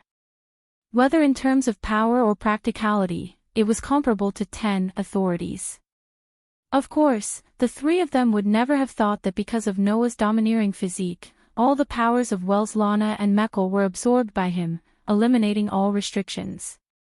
Now, instead of saying that Noah was using his authority as a god slayer, it was better to say that he was using his authority like a god of disobedience. After all, if these powers were his, of course, there would not be so many restrictions. Wasn't Velaslana also able to use 10 avatars at will? Noah was in a similar situation. Well, that was good too. Since Doni, Erica, and Liliana all thought that Noah's authority was like that, Noah did not have to explain too much. Moreover, this was no obstacle to answering Doni's question. You're right. I still have many avatars that I haven't used yet. Noah admitted readily. I do have 10 avatars, and at least half of them have not been used yet. This sentence first made Erica and Liliana look at Noah differently. More than half of his avatars had not been used yet. More than half of his avatars had not been used yet, and he had defeated the King of Swords of Italy, who had even used his authority. If he were to use the rest of his avatars, how strong would the 7th God Slayer be? This person had just become a God Slayer less than 3 days ago. Doni's eyes flashed with the joy of a war-crazed warrior. Very well, then let's fight again. Let me see all of your avatars. As soon as this was said, the first one to react was not Noah, but Liliana. Please stop fooling around, Ching. Liliana shouted loudly, pointing at the TV as if she had lost control of her emotions. Look at what you've done. Why are you still fighting? Everyone in the cafeteria was stunned by Liliana's sudden shout. They looked at her with a strange expression on their faces. Lily, Erica said as if she had a headache. I know you're a righteous girl, but you don't care about anything when you're agitated. If possible, I really hope you can change a little. Only then did Liliana react. Her pretty face was flushed red, and she quickly bowed and apologized to the people around her. Only then did she get rid of the strange gazes of the people around her. Salba Lei Ching. Perhaps it was because she was too ashamed and angry. The way Liliana looked at Tony had become unscrupulous and had a murderous aura. If you continue to mess around, I'll inform Andre and ask him to take you back. Ugh. Doni was speechless. Forget it, we've already fought once anyway. It's better to leave the outcome of this battle to the next one. Anyway, my best friend is my lifelong opponent. I've already realized this kind of thing. If we're in a hurry to decide the outcome, it will make our lives boring in the future. After saying that, Doni's expression suddenly became cheerful, and he said to Noah, Oh, right. What do you plan to do next? If I remember correctly, you don't have anywhere to go, right? You rascal, you remember such unimportant things quite clearly. Noah's mouth twitched, and then he sighed and said snappily. Why? Is the King of Italy going to chase me out of his territory?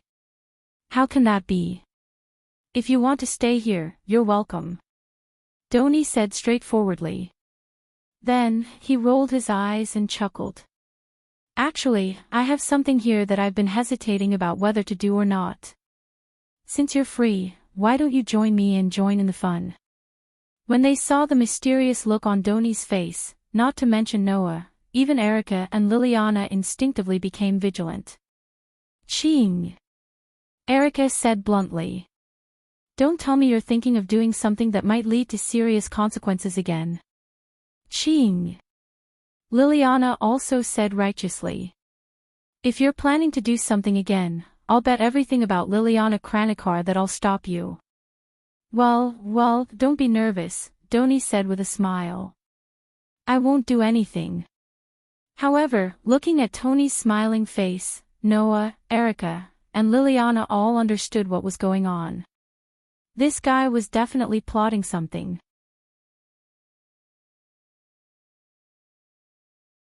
Chapter 490.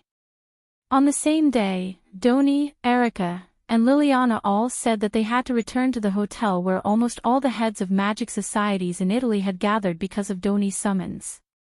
The entire process from Doni's summons to Noah killing Welslana and Mekker to the battle with Doni seemed complicated, but in fact, it was only less than 10 days. In less than 10 days, Doni had been waiting in the hotel for Noah to become the God Slayer, and for Noah to come back and fight with him. And since Doni continued to stay in the hotel, the heads of the magic societies in Italy that had gathered because of Doni's summons naturally couldn't leave in a hurry. At the very least, no one had the guts to turn around and leave without the permission of the King of Swords. It was also because almost all the heads of the magic societies in Italy had gathered in the same hotel that Doni declared in a very high-profile manner that he wanted Noah to become the God Slayer, to fight with him. When the news of Noah's success in slaying the god spread, the news of the birth of the seventh king spread all over Italy. If it weren't for the heads of the magic societies in Italy staying in one place and Doni's unusually high-profile declaration that attracted everyone's attention to Noah, the news of Noah becoming the God Slayer wouldn't have spread so quickly. Hence, while Paul, Andre, and the others were still at the hotel, Doni, Erica, and Liliana naturally had to return to the hotel first. On the way, Doni also forcibly brought Noah back to the hotel with him. Both Electra and Liliana were on full alert at this moment. The two girls didn't forget that Doni was planning to involve Noah in it. Italy had suffered losses of more than 15 billion euros because of Noah. If Doni, a simple-minded fool and troublemaker, was allowed to run around with the new king who had extraordinary strength, the world might really be doomed. Therefore, Erica and Liliana kept an eye on Noah almost the entire time, not giving Doni any chance to get close to Noah. Perhaps the two girls would continue like this until they returned to the hotel. Noah was speechless. Why were they all treating him like he was a troublemaker? Since Noah knew that he was too powerful, he would naturally pay attention to himself and not cause such exaggerated losses, right?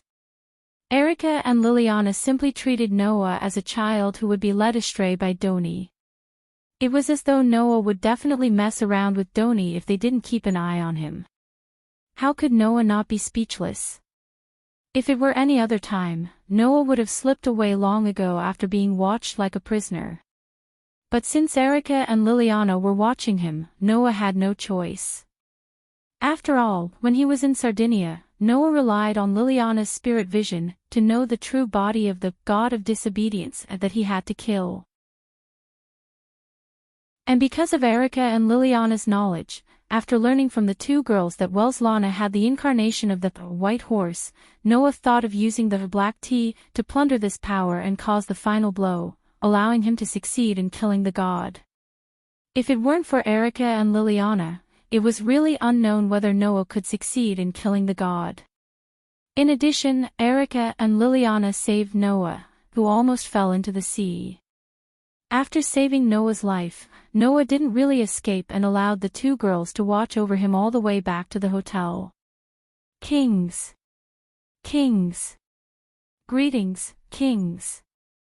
As soon as they returned to the hotel, the people in charge of the Italian magic associations who were still in the hotel all came out to greet Noah and Doni as if they were VIPs.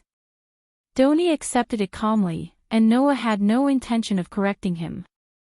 After admitting in front of Erica and Liliana that he had to deal with the god of disobedience as the god of disobedience, Noah was mentally prepared for this and naturally wouldn't correct the behavior of others who treated him like an emperor. In Noah's view, this was just a deal.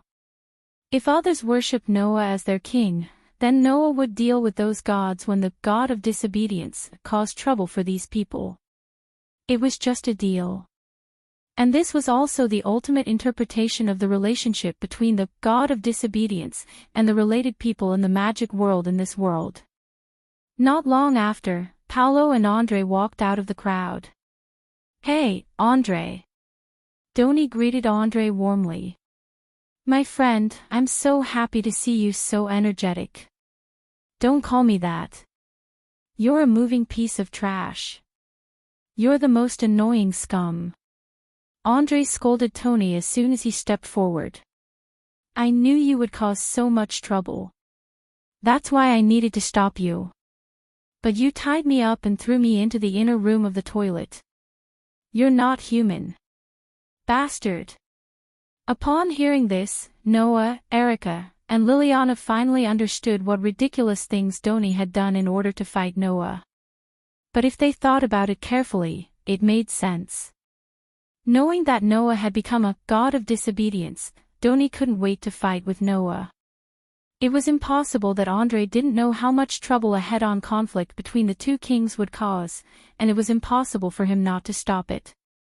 But in the end, Doni tied Andre up, threw him into the inner room of the toilet, and then rushed out to look for Noah. At this moment, everyone, including Noah, looked at Andre sympathetically. Being the butler of such a troublemaker in human form, Andre would probably suffer from mental weakness, dementia, and depression for the rest of his life. How pitiful, uncle. Erica bowed to Paul. Erica Browntree has returned safely. It's good that you're back. Paul looked at Erica with satisfaction. I've heard about your performance. If possible, I really hope you haven't heard about it, uncle. Erica sighed. This time, Erica Browntree, didn't have the chance to be active at all. As expected, even the Lord is jealous of my talent and depriving me of the opportunity to express myself. Erica was as self-righteous as ever. This is your first time facing a real God. It's amazing that you can do this. I heard that you also saved the king. That's a great contribution, Paul comforted with a wry smile and nodded to Liliana. Thank you for your hard work, Miss Liliana. No. Liliana replied seriously. It's my duty as a knight. All in all, both of you performed well. Everyone can see that, so there's no need to compare. Besides, being able to witness and even assist in the birth of the seventh king is something that others can't even dream of. After saying that, Paul turned his head and looked at Noah. He performed a noble knight's salute, which he had never done before. I, Paul Browntree, send my greetings to the seventh king. My apologies. Compared to being angry at this idiot, greeting the new king is more important. Andre's expression tensed up as he bowed to Noah. King, please forgive my negligence.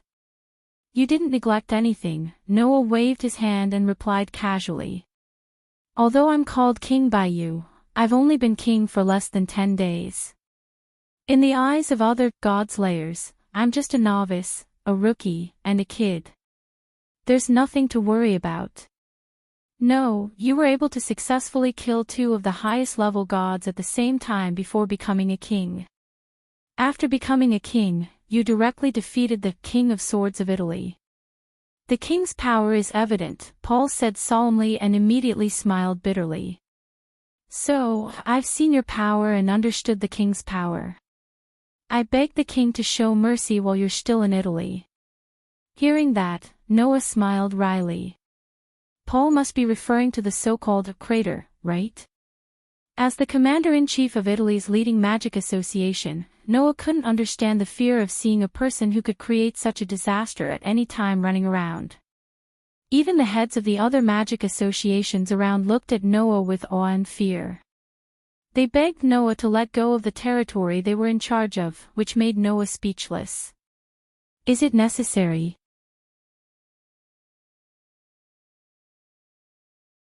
Chapter 491.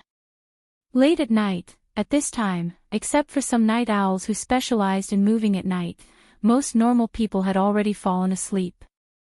In an extremely luxurious room, Noah, who was lying on the bed, suddenly opened his eyes.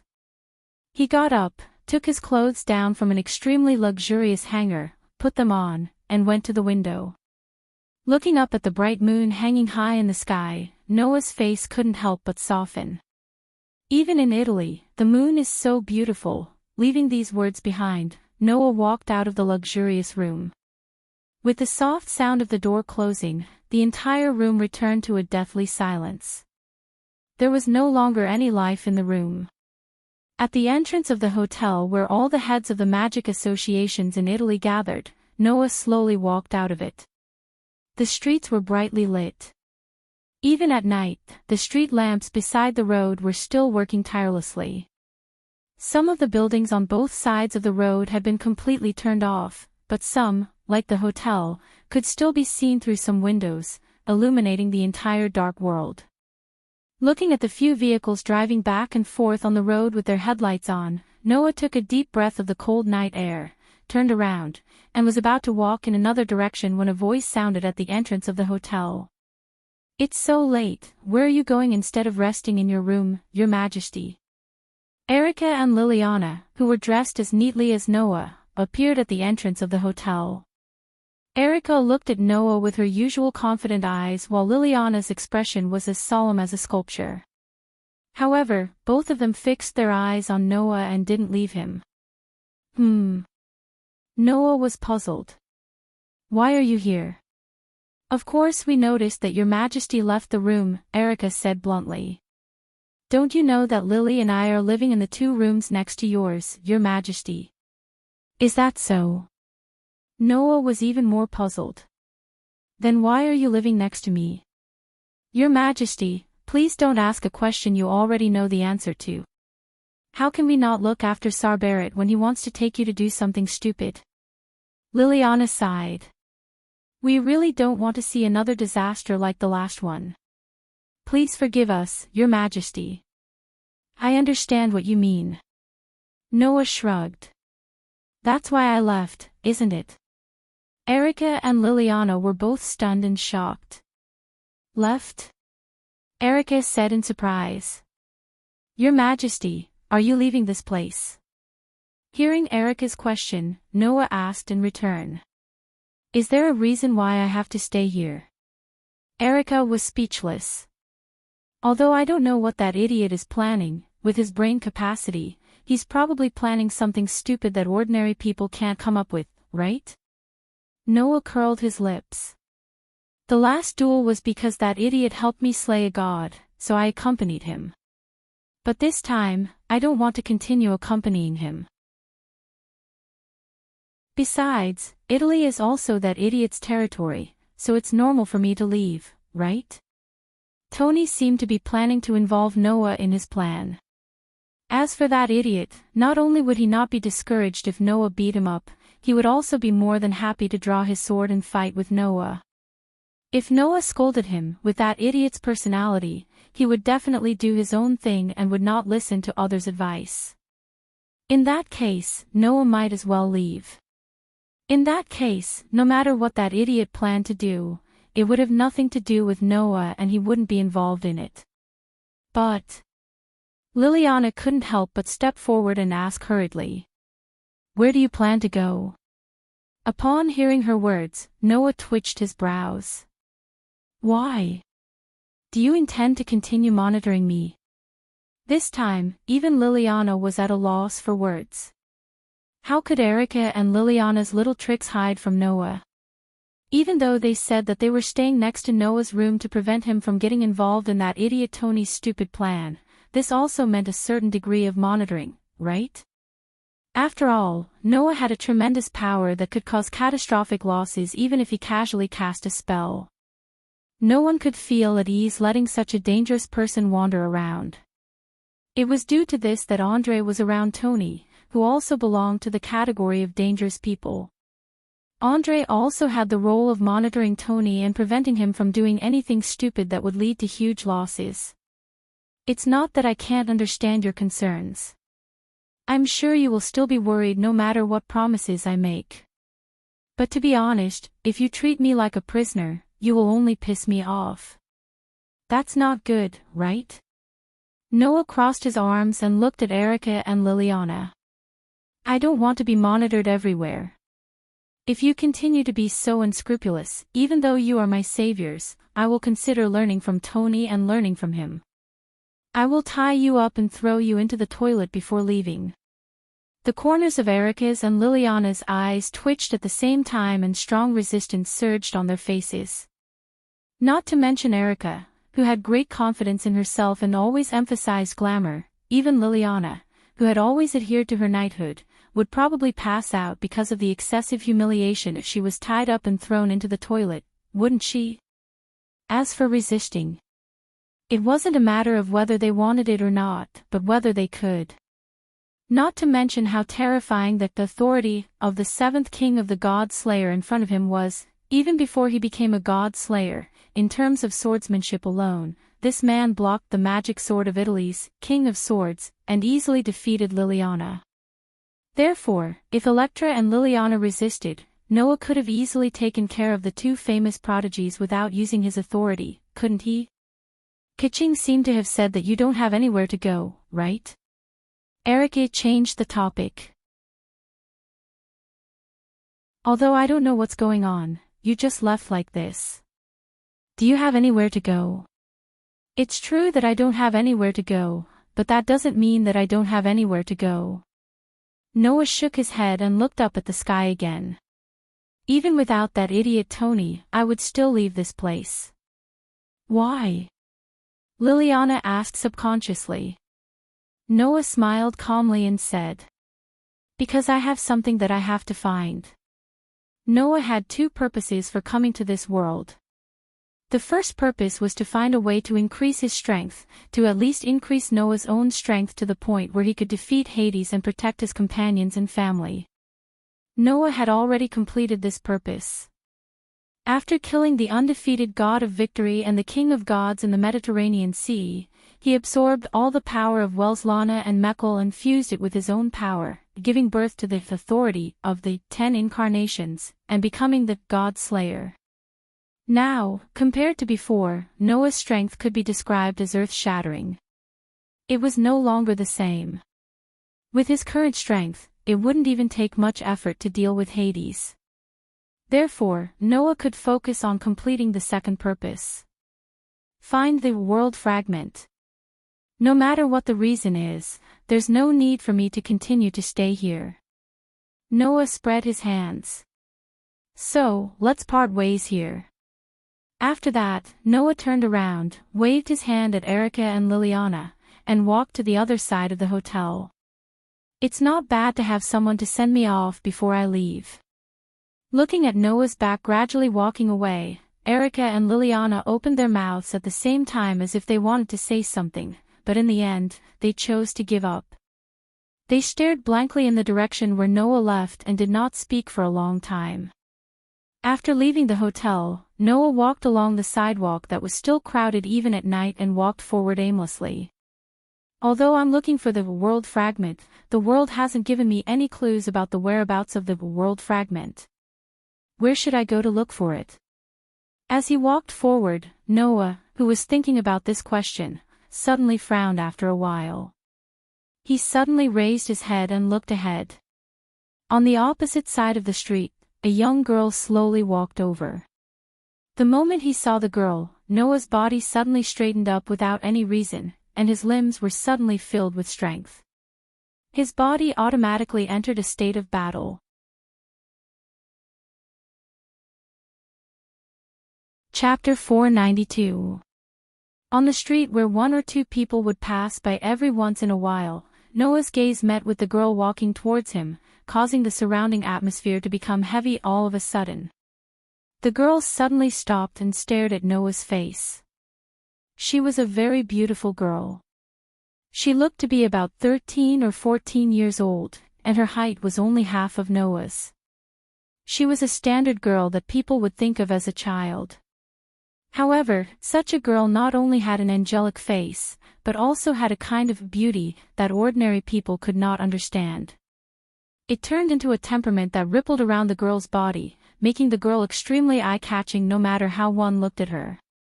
However, the passers-by who should have been distracted by the girl's beautiful figure didn't seem to be able to see her. Or rather, they didn't seem to be able to sense her existence. Even when they brushed past her, they continued to walk on their own, their footsteps not pausing for even a moment. It seemed that only Noah was able to discover the girl's existence. Thus, Noah saw the girl's appearance clearly. For example, the silver hair that was not too long or short, as if it had melted into the moonlight. Also, the pair of snake eyes that were as deep as the night, darker than Noah's eyes. That's right. It was the snake eyes. From the girl's eyes, Noah clearly saw that for a moment, the other party's eyes were like the eyes of a snake, and a flash of light in the night like the eyes of an owl. Looking at this incredibly beautiful girl, feeling that his body had entered a state of readiness for battle in an instant, filled with power, and entered a better state than when a human was stimulated by adrenaline, Noah could not help but smile bitterly. Sure enough, I can't stay idle. Why did his body suddenly have such a change? Because Noah met an old enemy. He met the enemy of every God-slayer. God.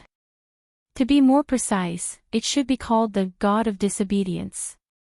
The God of disobedience that appeared on the ground stared at Noah with eyes that seemed to condense the entire night. After a while, a very clear but emotionless voice sounded from her body. To be able to meet an enemy in such a place, this can be considered a karma between you and me, right? God-slayer and God of disobedience. These two existences that surpassed human beings and were enemies of each other originally had an inseparable karma. At least, after becoming a God-slayer, no matter where Noah went, as long as he was still in this world, then he would be like a flower that attracted bees and butterflies, in a strange way that would make others feel inconceivable, wandering on the ground of this world, and meet the God that appeared on the ground of this world. This was fate. Therefore, the girl used the term karma. This concubine has indeed heard that there is an enemy in this land who possesses a demonic sword that can cut through everything.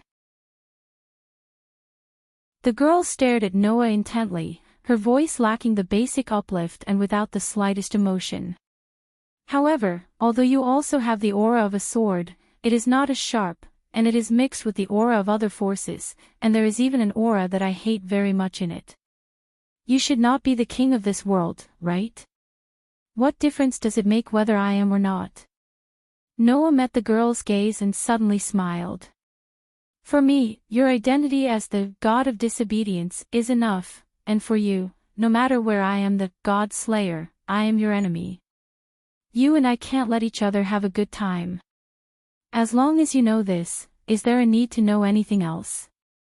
Well said, arrogant people on the ground who see the gods as prey. Between you and me, it is enough to be able to recognize the enemy on the battlefield, and the rest is not important at all.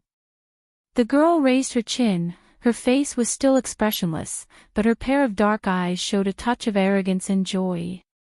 As a goddess in charge of war, I also have a warrior's part in my body. If I can compete with my enemy, even I will feel a little excited. As she said this, the girl's silver hair, which was as soft as moonlight, began to move without wind, and her petite body began to emit traces of fog-like darkness, which actually made the surrounding lights slightly dim. Then, play with me, God-slayer. The pitch-black fog that emerged from the girl's body not only had the aura of darkness, but also a power that made Noah's hair stand on end. It was like a poisonous gas, giving Noah a feeling that he would die if he touched it, as if it represented death itself. This girl was definitely not as simple as she looked on the surface. No, it should be said that from the surface, it was absolutely impossible to understand what kind of power this girl had that made people's hair stand on end. However, there was no doubt that this girl's oppressive power, or divine power, was no weaker than Welslana and Mekhl, who Noah had killed before. In other words, in terms of level, this girl in front of him was also a god of the highest level.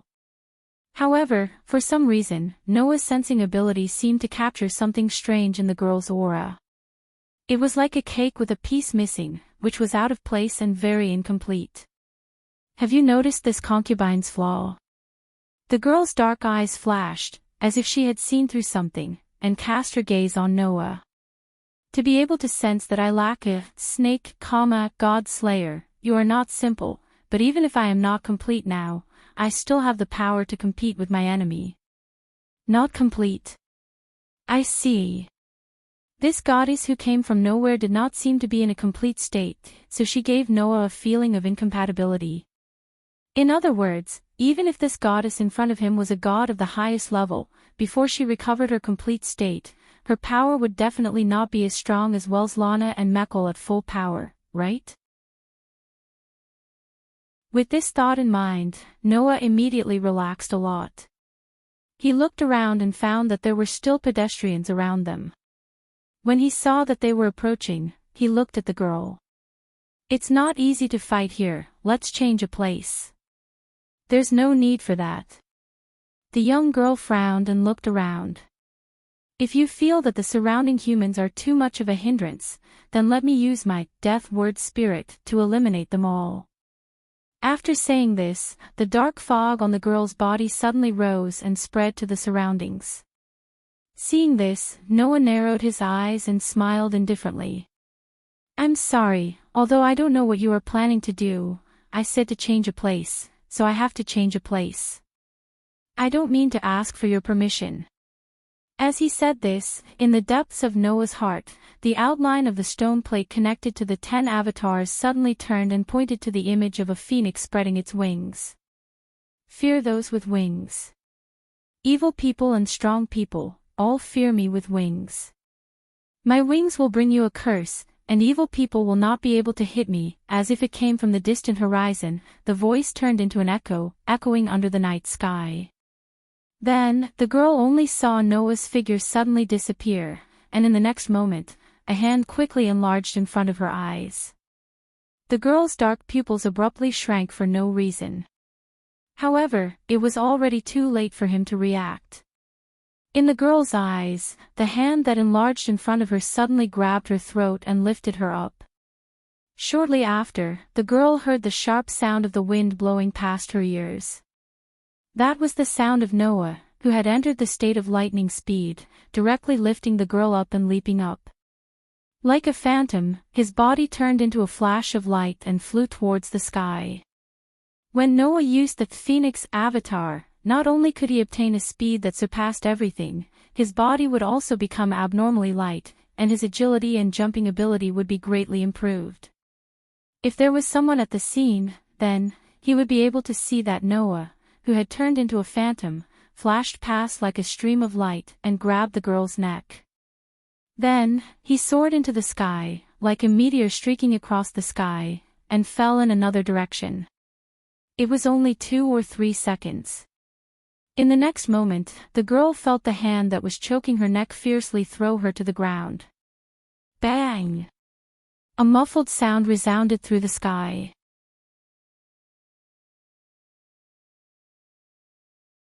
Chapter 493.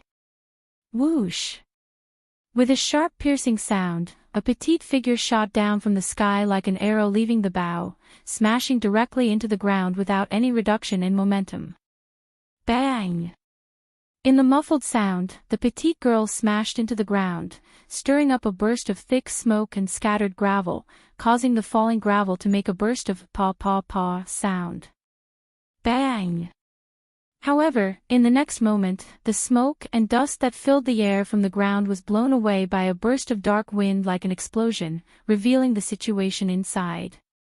The girl, whose whole body was fluctuating with a deep mist-like darkness, stood in the middle of the dark wind without the slightest injury, but her eyes were slightly hazy as she looked forward. Noah, who had appeared in front of the girl out of nowhere, looked around as if there was no one around and nodded in satisfaction. "I thought I wouldn't have a chance to come here again, but I didn't expect that I would use this place as a battlefield for the second time. However, it seems that this place is really suitable." Only then did the young lady react as she surveyed her surroundings. Soon after, she discovered that she was in a terrifyingly huge pit. The giant pit was quite wide, at least more than a kilometer in size. The inside of the giant pit was filled with scattered debris and gravel of various buildings. The ground was slowly cracking like a spider web, as if something was about to drill out from the ground, which made one's hair stand on end. Impressively, it was the giant pit caused by the battle between Noah and Tony. "No one will come here again. Even if there is, no one will come to this barren place at night." Noah looked straight at the girl and shrugged. "Don't you think it's good to use this place as a battlefield?" The girl did not answer Noah's teasing words, but stared at Noah for a while and suddenly said, "Some time ago, I felt that there was an unusually strong curse power in this place. I was originally looking for a snake, but I became interested. With the idea that, it's not bad to go a little further, I came here. That was why Noah had coincidentally met the god of disobedience in Rome, Italy, who had blended into the crowd. Now that I think about it, the only ones who could create this place, other than us gods, are you god slayers. The girl's eyes flashed. King of god slayers, is this temporary battlefield created by your power? Like I said, that kind of thing is not important at all. Noah slowly withdrew his sloppy expression and said calmly. I'm sorry. Although I have no enmity with you, since you've become a god slayer, and judging from your behavior just now, you don't seem to care about the lives of humans. In order to prevent you from causing unnecessary trouble, I'll have to ask you to leave. A strong curse power burst out from Noah's body, like a burning flame, rising from Noah's body, causing Noah's coat and clothes to flutter without any wind. After all, the people here serve me as their king. As a deal, I've already decided to take care of you, god of disobedience, for them. Seeing Noah's body constantly fluctuating with curse power, the girl finally smiled. Her smile was unusually happy. She looked exactly like Tony. The girl was also happy for the upcoming fierce battle. Amazing power. Only with such power can you be qualified to be a god's enemy and have the ability to wield your sword and kill us gods, the girl said with joy from the bottom of her heart. However, God Slayer, there's one thing you're wrong about. It's not that we have no enmity. You're the king of god slayers, and I'm a god. We're enemies, don't forget this. Thank you for reminding me. Noah's eyes gradually narrowed. Then, let's begin. The moment the words fell, the atmosphere in the huge pit suddenly exploded like a volcanic eruption. Just when Noah was about to make his move, the girl's face suddenly stiffened. She suddenly turned her head and looked at the other side of the night sky. This feeling, seeing the girl suddenly turn her head and look in another direction, the oppressive aura on her body suddenly stagnated and showed signs of decreasing. Noah frowned. What are you doing? The girl ignored Noah and just stared blankly at the other side of the night sky.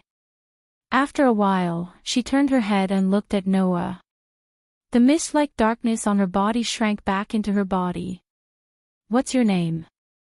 Didn't I say that it's not important? Noah's brows furrowed even tighter. If you want to know before you're willing to fight, then it's fine to tell you. My name is Noah Doria. Noah Doria. The girl repeated the name a few times as if she wanted to remember it. Then, she nodded. Let's leave this battle for later. Noah was stunned. Although running away from the battlefield is beneath the dignity of a goddess, I am the goddess of war. Running away and retreating is also an important part of war. Regrouping is definitely not something to be laughed at, the girl said with an emotionless voice. Moreover, I have to admit that at this time, even if I fight you, I will most likely lose before I retrieve the snake. That is a loss of composure that I cannot allow. So, let's wait for me to recover my complete Trinity form before we fight again. After saying that, the girl's petite body was gradually covered by a layer of darkness that emerged from the ground. Only a pair of dark eyes stared straight at Noah, rippling with dense darkness. Finally, let me tell you my name. I am Athena, the goddess of wisdom and war who appeared here in order to retrieve the snake that was lost in ancient times. I am also the queen of the gods who had obtained everything in the past and lost everything in the end. Noah Doria, don't forget the name of your enemy. Wait here for the arrival of Athena the disobedient. After leaving these words, the girl who called herself Athena was finally covered by the thick darkness and completely disappeared. Noah could only look in the direction where Athena disappeared in astonishment, his expression becoming extremely interesting. Athena. Athena, one of the most famous Olympian deities in Greek mythology. The goddess of wisdom and war. Like Pandora, Athena was the most famous goddess that everyone was familiar with. It would not be an exaggeration to say that she was the most famous goddess. Although this goddess who called herself Athena appeared in the form of a small dot like Pandora, the aura of the highest god on her body made Noah believe that this was the case. Moreover, for a god, their name was equivalent to a part of their power.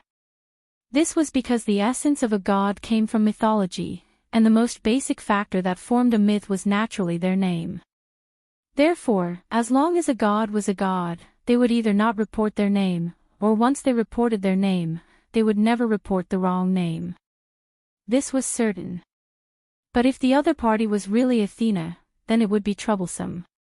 One must know that Athena was not only the most famous goddess of wisdom in Greek mythology, but also the goddess of war who ruled over war. Her father was the king of the gods in Greek mythology, Zeus. Her mother was the primitive goddess of wisdom, Metis. No matter which one, they were extremely famous gods. Do I have to meet such a famous god every time? Noah's frown deepened. Moreover, she said that she was the queen of the gods who had obtained everything and lost everything in the past. She also said that she was incomplete and had lost the snake. What is this snake? Also, what is the form of the Trinity? The more Noah thought about it, the more puzzled he became. It could not be helped. Although Athena was super famous, she was only famous in name. As for the core of the myth that formed Athena, if one did not really study it, it would be impossible for most people to know about it. With this thought in mind, Noah closed his eyes slightly and fully activated his sensory ability, bringing everything around him into his control. The entire range of his sensory ability was clearly reflected in Noah's mind, giving Noah pieces of information and information. Not long after, Noah felt a trace of aura. He opened his eyes and used the phoenix incarnation. His body was like a phantom, like a mirage, and disappeared.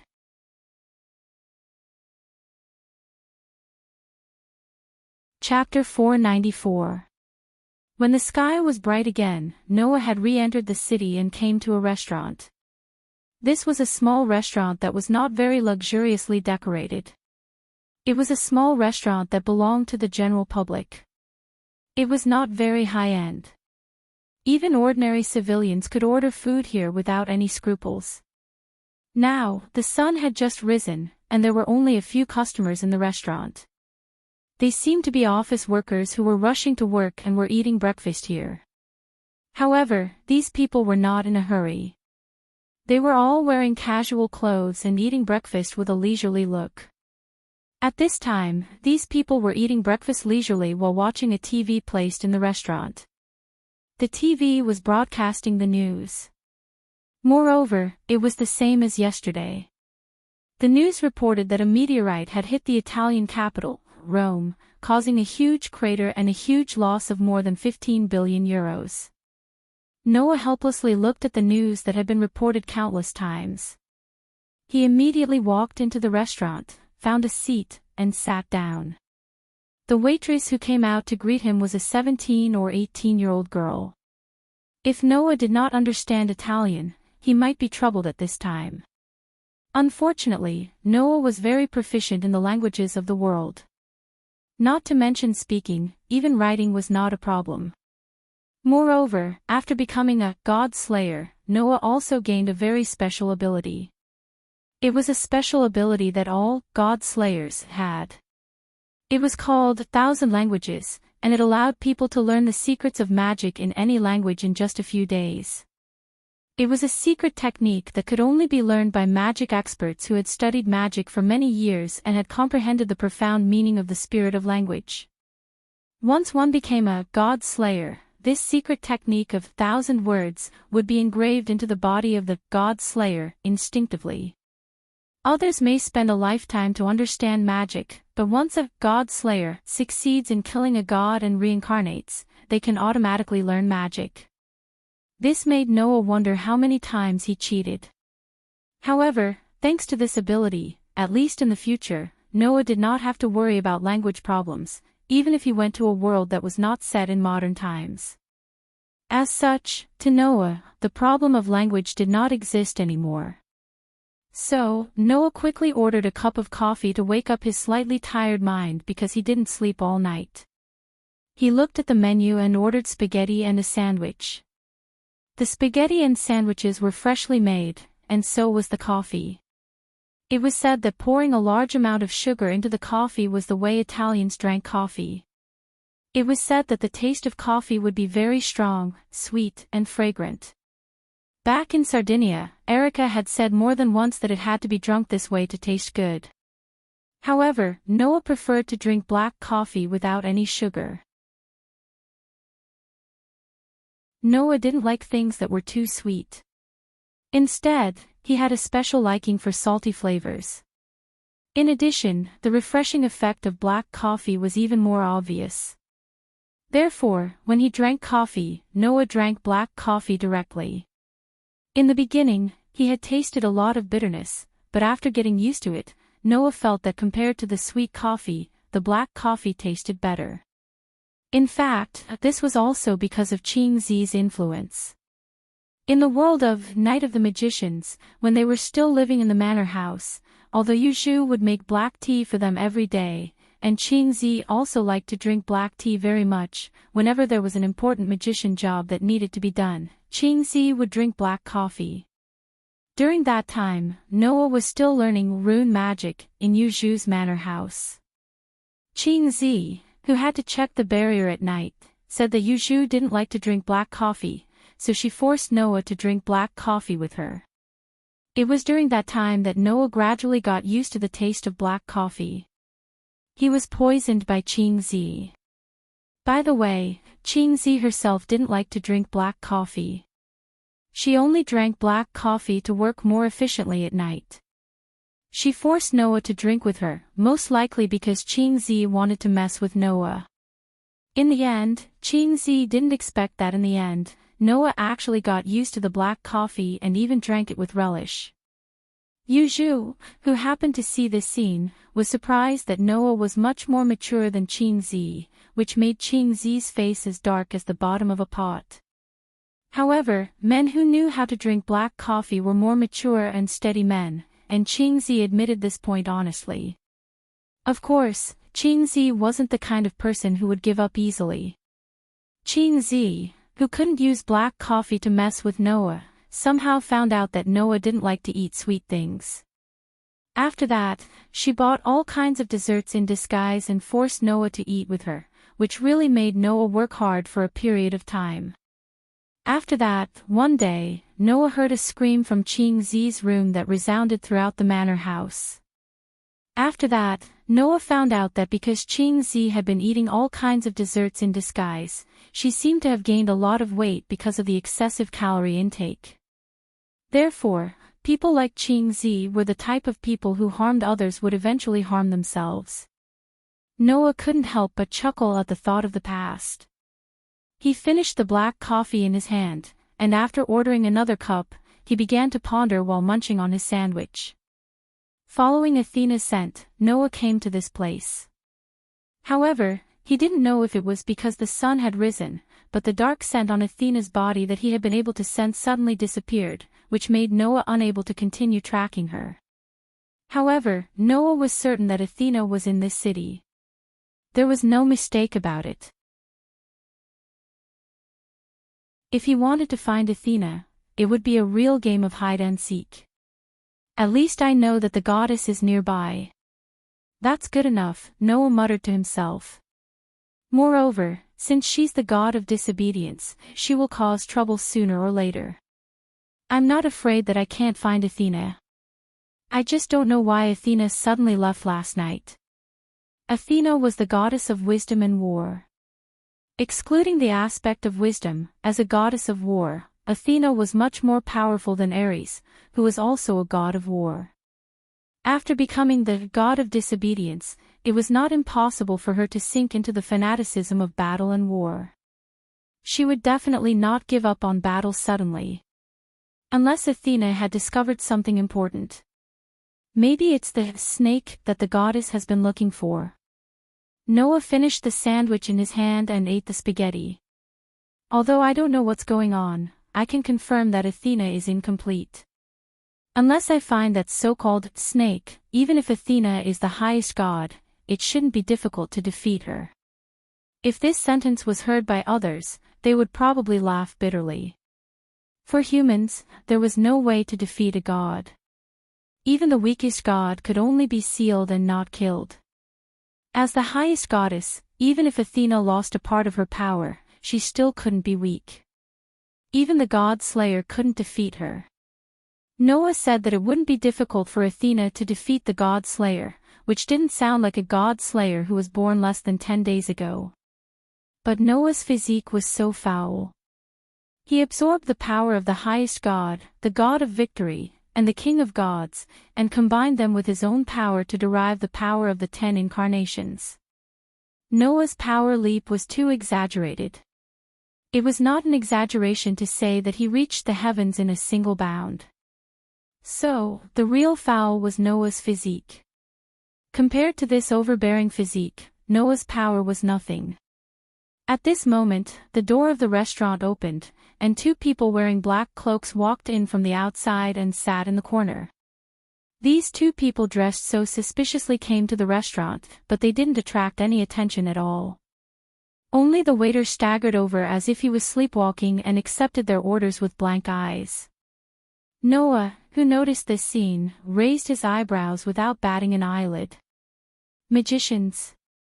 The 2 suspicious black-cloaked people were 2 magicians. They seemed to have used some kind of magic to make the people around them unable to notice them. They also used a hypnotic magic to control the waiter and order the food. Whether it was their disguise or their actions, it was too suspicious. If they didn't want to be noticed, they could have just changed their disguise. Was it necessary to do this? Noah, who felt very suspicious, began to pay attention to the 2 black-cloaked people.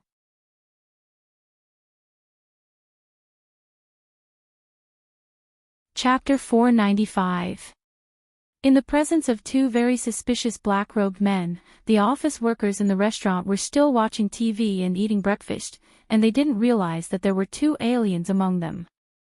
The 2 aliens seemed to have said something to the waiter with blank eyes, and then the waiter staggered away again, probably in this state to prepare food for the 2 black-robed men.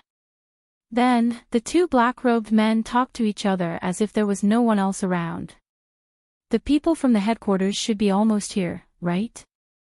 If they rushed here overnight, they should be here soon.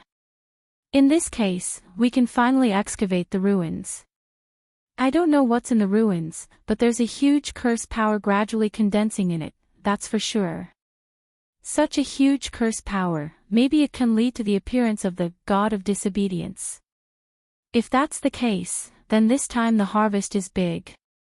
With the power of the god of disobedience, we must teach those formal magic societies a lesson. Fortunately, the incident with the crater attracted the attention of the magic societies in Italy away from us.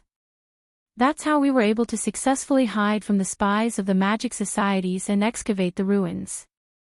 I heard that it was the duel between the 2 kings that caused the crater. TSK, sure enough, the god slayers are a group of monsters. Forget it, if the excavation of this ruins is successful, maybe we can borrow the power of the god of disobedience, then even if those formal magic societies ask for help from the god slayers, we will have the power to fight. Yes, let's finish our meal quickly and go back to the ruins. After the above conversation, the 2 black-robed men sat there quietly, chatting about some unimportant things while waiting for the dishes to be served.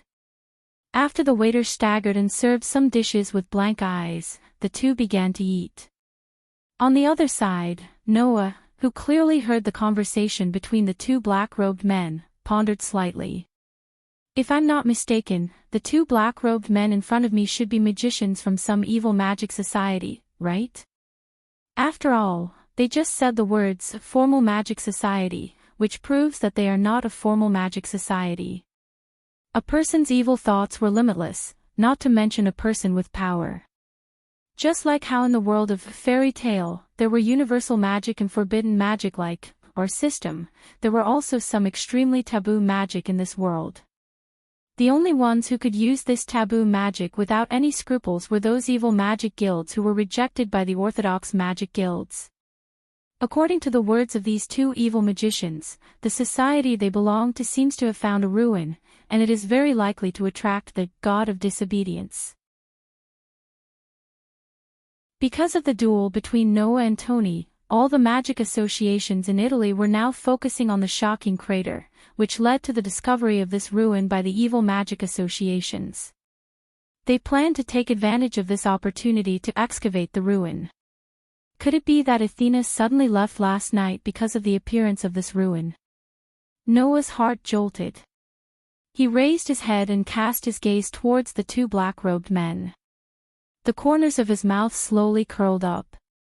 After the meal, the two evil magicians dressed in black robes walked out of the restaurant and entered the street as if there was no one around. There was a faint fluctuation of magic on their bodies. The two black-robed men used the magic of invisibility that could make ordinary people unable to detect them. They reduced their sense of existence to the lowest level, and no one would notice them. They walked on the street in a dignified manner. After a while, they turned into an alley.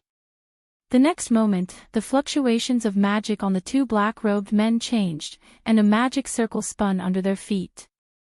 Da! Amidst the loud stomping sounds, the two black-robed men suddenly soared into the sky like birds. Then, as if they were directly stepping on air, they leaped forward and forward in a certain direction. That is the magic of jump. For a full 10 minutes, the two black-robed men used the magic of jump to continuously jump in a certain direction. Because they didn't need to take a detour, and because they had amazing jumping ability, the speed of the two men was faster than the average car. It didn't take long for them to jump into a remote wilderness. And the two black-robed men who jumped into this remote wilderness abruptly disappeared without a trace. Whang! Almost at the same time, Noah, who was like a phantom, quietly appeared at the place where the two black-robed men had disappeared amidst the vibrations of space and atmosphere. He furrowed his brows slightly, closed his eyes, and activated his sensing ability. After a while, his furrowed brows relaxed. Barriers. Within the range of Noah's sensing ability, a large part of the wilderness in front of him was covered by several boundaries. Concealment barrier, repelling barrier, and blocking barrier. A total of 3 barriers, quite a big deal. The concealment barrier can isolate the inside and outside of the barrier, so that the people outside can't see anything inside the barrier, only the wilderness. The repelling barrier can give everyone within 100 meters of the barrier a hint of leave and do not approach, making it impossible for ordinary people to come close. The blocking barrier can isolate all sounds, auras, and even the fluctuations of curse power. No matter how big the change is inside, the people outside will not be able to detect it. These 3 barriers are very common types of barriers, but they are also the most commonly used type of barriers. Thus, Noah, who had lived with Qingzi and Yuzhu for quite some time, and had even gone to Yuzhu's library, was able to easily identify these 3 barriers. Immediately, Noah opened his eyes, and suddenly smiled. To need to set up 3 such cautious barriers, I don't believe that the so-called ruins are not here.